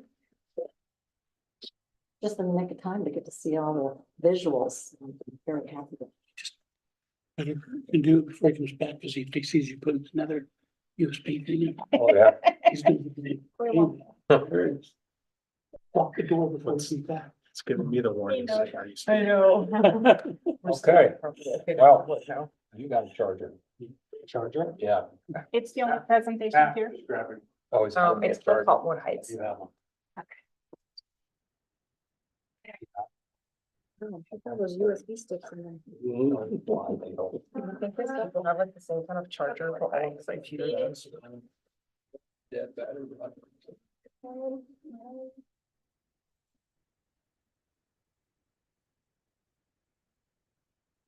Charger to the rescue.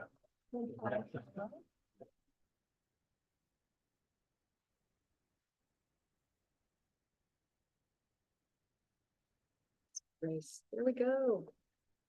And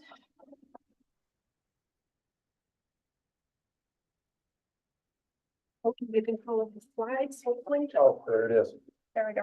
You want to, there you go. Okay, well, thank you very much. Sorry for that delay. You're not essential at this point. So just as an update, the Safe Streets and Roads for All program is part of the bipartisan infrastructure law passed in 2022. It's part of it's a discretionary grant program, and the purpose is to prevent serious injuries and deaths related to traffic fatalities on all public roads. And the focus of the grant program is to provide either action plans, preparation of action plans and demonstration projects, or to provide funding for construction of the improvements. There is $5 billion over 5 years, the first year being 2022. And so there are 2 more years of funding available in 2025 and 2026. The 2024 application is due next week, May 16th. So there's 3 more years. Nationally, there's been more than almost $2 billion disseminated over the country to over 1,000 different jurisdictions, at least on the planning side. And there are significantly fewer implementation grants. So far, 85 implementation grants have been funded around the United States. Here in Utah, there's been several jurisdictions that have received planning grants, as I've listed here. And as Matt mentioned, we recently completed the action plan funded to the Wasatch Front Regional Council.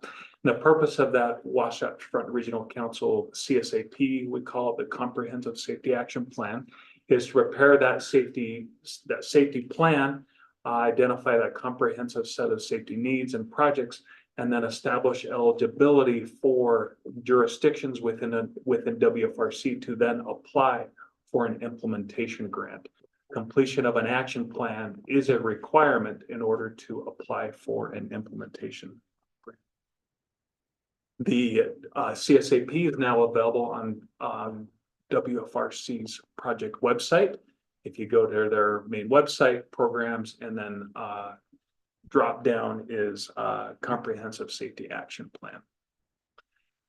Going to turn it over to Sophie. If any questions on the general SS4A program, Safe Streets and Roads program. Well, I'm gonna have some questions, related to the self-certification and how we square that with our existing transportation master plan, and I'll be interested in a few comments. Would you like to do that after? Or Yeah, that'd be fine. Okay.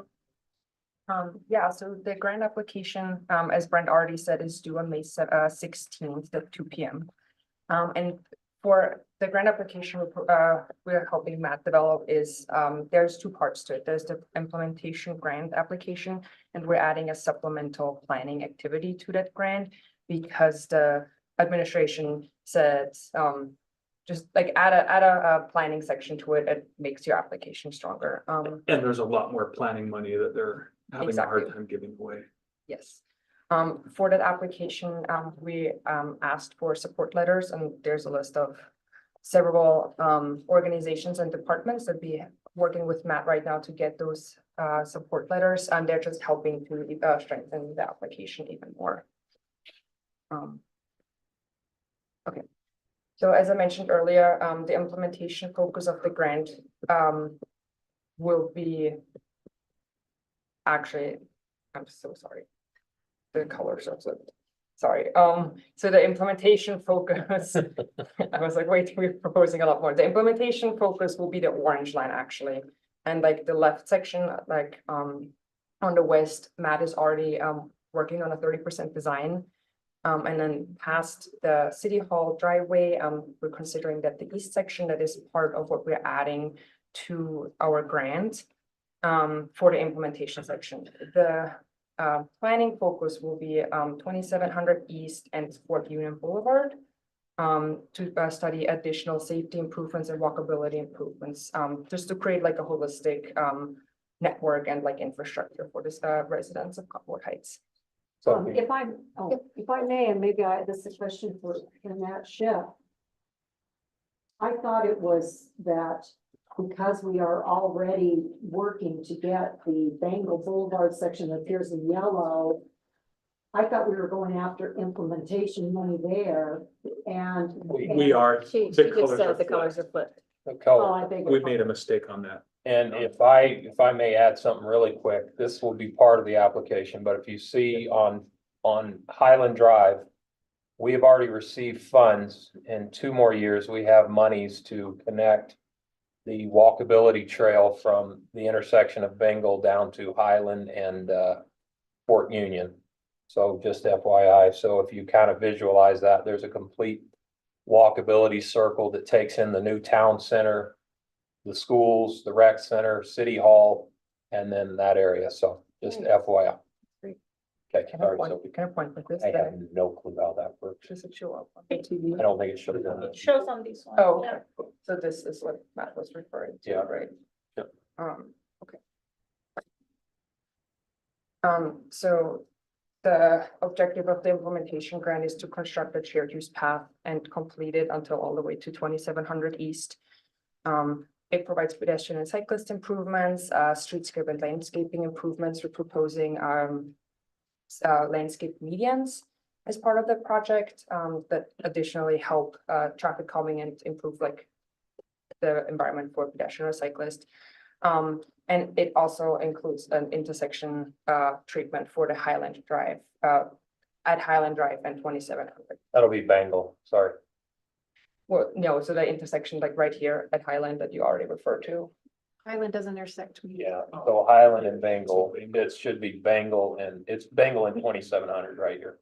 No, it's like two different intersections, like the intersection. of Oh, you're Highland saying Drive and Highland Bengal, Drive, and okay, like and- 2700 East and Bengal. Sorry. I'm reading that as one intersection. My bad. Sorry. The implementation, the planning as objective is to study and evaluate additional walkability and safety improvements along 2700 East and Fort Union Boulevard. And that is from Bengal Boulevard up to Fort Union and then from 2700 East all the way to Highland Drive. It's pretty small because it is such a long corridor. It's a mile total-ish. But the left section is what has already been done by Matt. It's 30% design, and then the right sections will be added to it. The whole corridor will feature a 10-foot shared use path, refuge islands with pedestrian activated signals. They will be similar to what you already have at the church down the street. We will have landscape medians, and we will maintain the buffered bike lane where possible, just to provide those who want to commute at a faster pace on a bicycle, that option as well. And could you remind us what you consider a buffered bike lane? What distinction is that? There's like on the ground, there's like a 2 feet stripe buffer, so it's with paint. There's 2 feet. It's strictly painted. Yeah, that's what you have right now, so we're maintaining that instead of just taking it away. So the implementation grant section of the money, like what I just talked about, includes the shared use path construction of pedestrian and cyclist improvements, streetscape and landscaping, the Highland Drive and Bengal Boulevard intersection, and then the intersection 2700 East. That that whole stretch will cost about $7.744 million. And then we're adding on to that the supplemental planning activities, which is again studying 2700 East and Fort Union Boulevard, and that will be about $500,000. And this is like a very high level cost breakdown.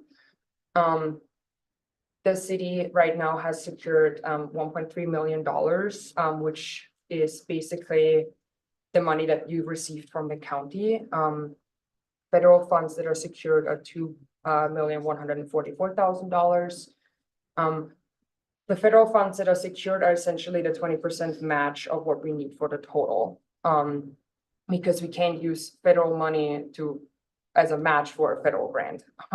So the proposed grant amount that we're requesting in addition is $4.3 million for a total project cost of $7,744. 7 million, sorry, 7,000 would be nice. Yeah. So $7,744,000. Isn't it a 20% match?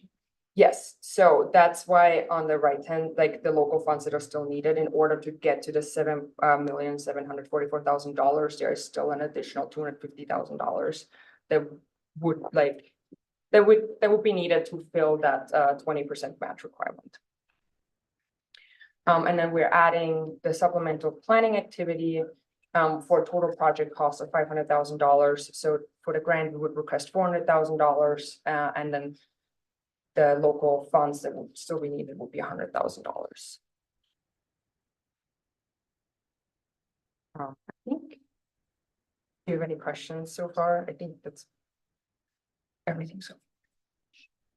So if I may, as we're looking at this, we'll be making the application for the grant. What the city and so what we're doing, as we talked about before, we are trying to secure funds, the shortfall for what we have here on the Bengal Highland project that we've talked about. Can you go back? Sorry, to that overview. Yeah. So the project on the left, if you'll recall, that's the federal funded and the county funded projects. We have a shortfall there we've discussed. Part of this grant application is to make up that shortfall and also to build from east from the roundabout to 2700, which is the one on the right. So that's the grant application or the implementation grant. That's what we're trying on this particular project because we had that big shortfall. And as the council in one of your meetings directed us to find ways to make up that shortfall, and that's where we're doing. What we have now, can you go to the costs again? What we have now is there is still local funds that are needed. The local funds that are there already are the county's $1.1 million. Then there's 200,000 that we have already allocated to the project here. This gets really convoluted. And then we are still going to be short at the end of the day, roughly, and these are very high numbers, by the way, big, planning numbers. We are estimating a shortfall, or not a shortfall, but the city still has to obligate itself to approximately $350,000 to do this entire corridor, along with the planning corridor that goes around from Fort Union, Highland, around and up to 27 and Bengal. There's $100,000 that would be, you can see here, that's our 20% match. And then there's also the remainder, the 250 or 249 is the 20% match that we would need to come up with for about $350,000. And how soon does the federal government expect to get that matching fund? Does it happen incrementally over time, or does the city have to produce this 349,000 as soon as the grant's approved? How does that work? Once generally, well, Brent, you may be able to answer it better than I can, if it's like any federal project. Go ahead. On federal projects, what they will typically do, they're still working out how they are going to distribute funds. If we get this, if it follows the UDOT process, UDOT along the way will send us basically a bill every month that says, you've done this much, here's the 20% you owe for this much work. And then they'll do that until it's paid. So it's kind of a monthly bill, if you will, is the way it's worked out in the past. The planning one might happen all at once, but the implementation, if I'm understanding, would go as the different segments are. Yeah, as we're moving along, it's kind of that one's a construction and design project. That will go over it once the money is, when we receive the funds, we have how long to construct? 2020. Five years, I think. So you have 5 years once the money's allocated. So over the next 5 years, if you will, we would have to come up with the $350,000 is what I'm saying. So we're obligating ourselves to that money by making an application. And if we get that money, we're obligating $350,000. We don't necessarily have to start it right away, which we won't, because we'll still have to design and go through that whole process. But once we've done that and we start construction, we'll start seeing those bills come due. So I'm not saying today I need the 350 or you need the 350. We will need it once we decide to move forward. Does that answer that question? Yes, thank you. Thank you. The only thing I want to add is we have to submit a financial commitment letter that is signed by the mayor that you are committing to providing those 300, like the total match, which would include the $350,000 extra. Yeah, the council's committed to it. Do we have to vote on that, or the mayor to? Well, it's once we receive correct me if I'm wrong, it's once we receive the allocation. The application, we have to include have the letter saying That's before our next Due in meeting. 9 days. Yes. Yes, So that has to be decided when? immediately. That's what I'm asking. Is that a vote? That's not even been publicly noticed to take a vote. I mean, we do have funds in our budget and Scott, you can maybe help with this. We do have funds in our budget in the road side of things to potentially look at having that. And then we'd have to come back for an amendment to supplement what we would take from the road funds for that. So make that work under the current budget. Do you need our verbal commitment tonight that? What do you need? Well, we're gonna proceed and move forward with this application Okay. as has been directed by the council. Okay. We've got the funding. to address that, but we may have to come back to supplant that, what we use as far as the match with this. Well, the only thing I will say that is a bit of a surprise is, you know, and I'm not saying that we boxed this in with any detail, but I thought we were going after more of the $2.5 million threshold. So I'm, for me, and I don't know if anybody else, I'm a little surprised to see it, you know, coming in at the total, for the grant request at 4.7 million. And that's because the project we've extended the project, and Matt, correct me, the 2.5, if it's just for the left side. Yeah, The the project, project, right. the project amount, the cost to construct from, let's say, the roundabout to 2,700 is around the 2.5 million. We also are trying to pick up $1.6 million going this way to the west. So the project's within that. But we also, and we're securing the funds. We have we're using our local funds to meet the match. The majority of this match, the money we have already allocated to this project.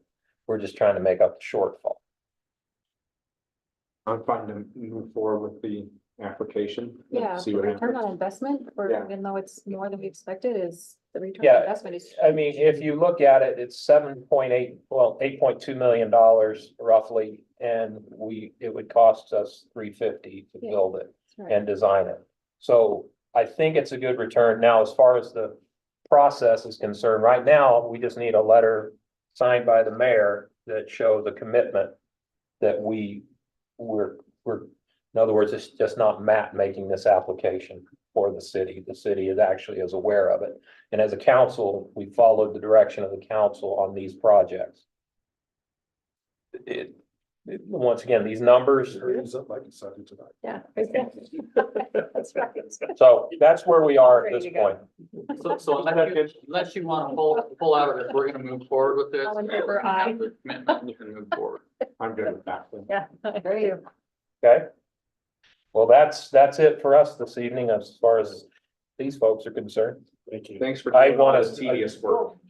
I would, you know, and I don't know what our time is, still that we have available, but since we have two our SS4A experts at the table, I think it would be beneficial for the council to understand a little bit more about the self-certification aspect of the safety action plan. We can do that. We've got about Did you have the 3 minutes. slide that had self-cert on it? Oh, did you? 4 minutes. Well, I can pull it Oh, up. there, you just have to hide them. Oh. Or if you want to go to, do you have internet? There. Yes. You can go to wfrc.org.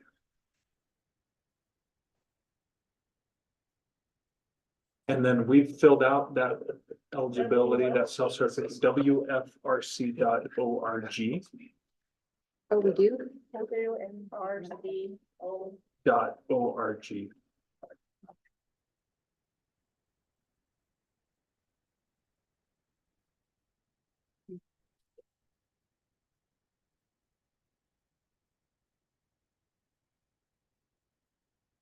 If you go to programs, comprehensive safety action plan. And then if you scroll down, you can see appendix A, scroll down. Appendix A, click on that. That's the completed checklist. And you just have to fill out your application, your applicant name, and then we've identified within that checklist how this plan meets all of those requirements. So for the self-certification, there's 3 that are mandatory and then 4 that are, I won't say optional, but 4 you need to meet 4 of the next other 6. Yeah, Our I'm just wondering if process- we could show that, so for the benefit of the council. Sure, So yeah, what so that's part? in the PowerPoint. If you want to go back to the PowerPoint, To your PowerPoint? yeah, yeah. Sorry, I didn't mean to interrupt you. Oh,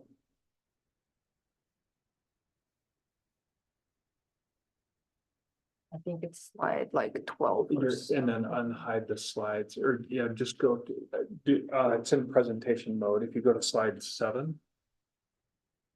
So get it out of presentation mode, actually, because I had the slide. So go to unhide slide 7 and 8. Right click and unhide. So the SS4A has 9 different requirements. And it must meet, if you go to the previous slide. It must include a comprehensive safety analysis within the action plan. And it must identify a set of projects, and it must be completed by April 30th. So we have done each of those within the document.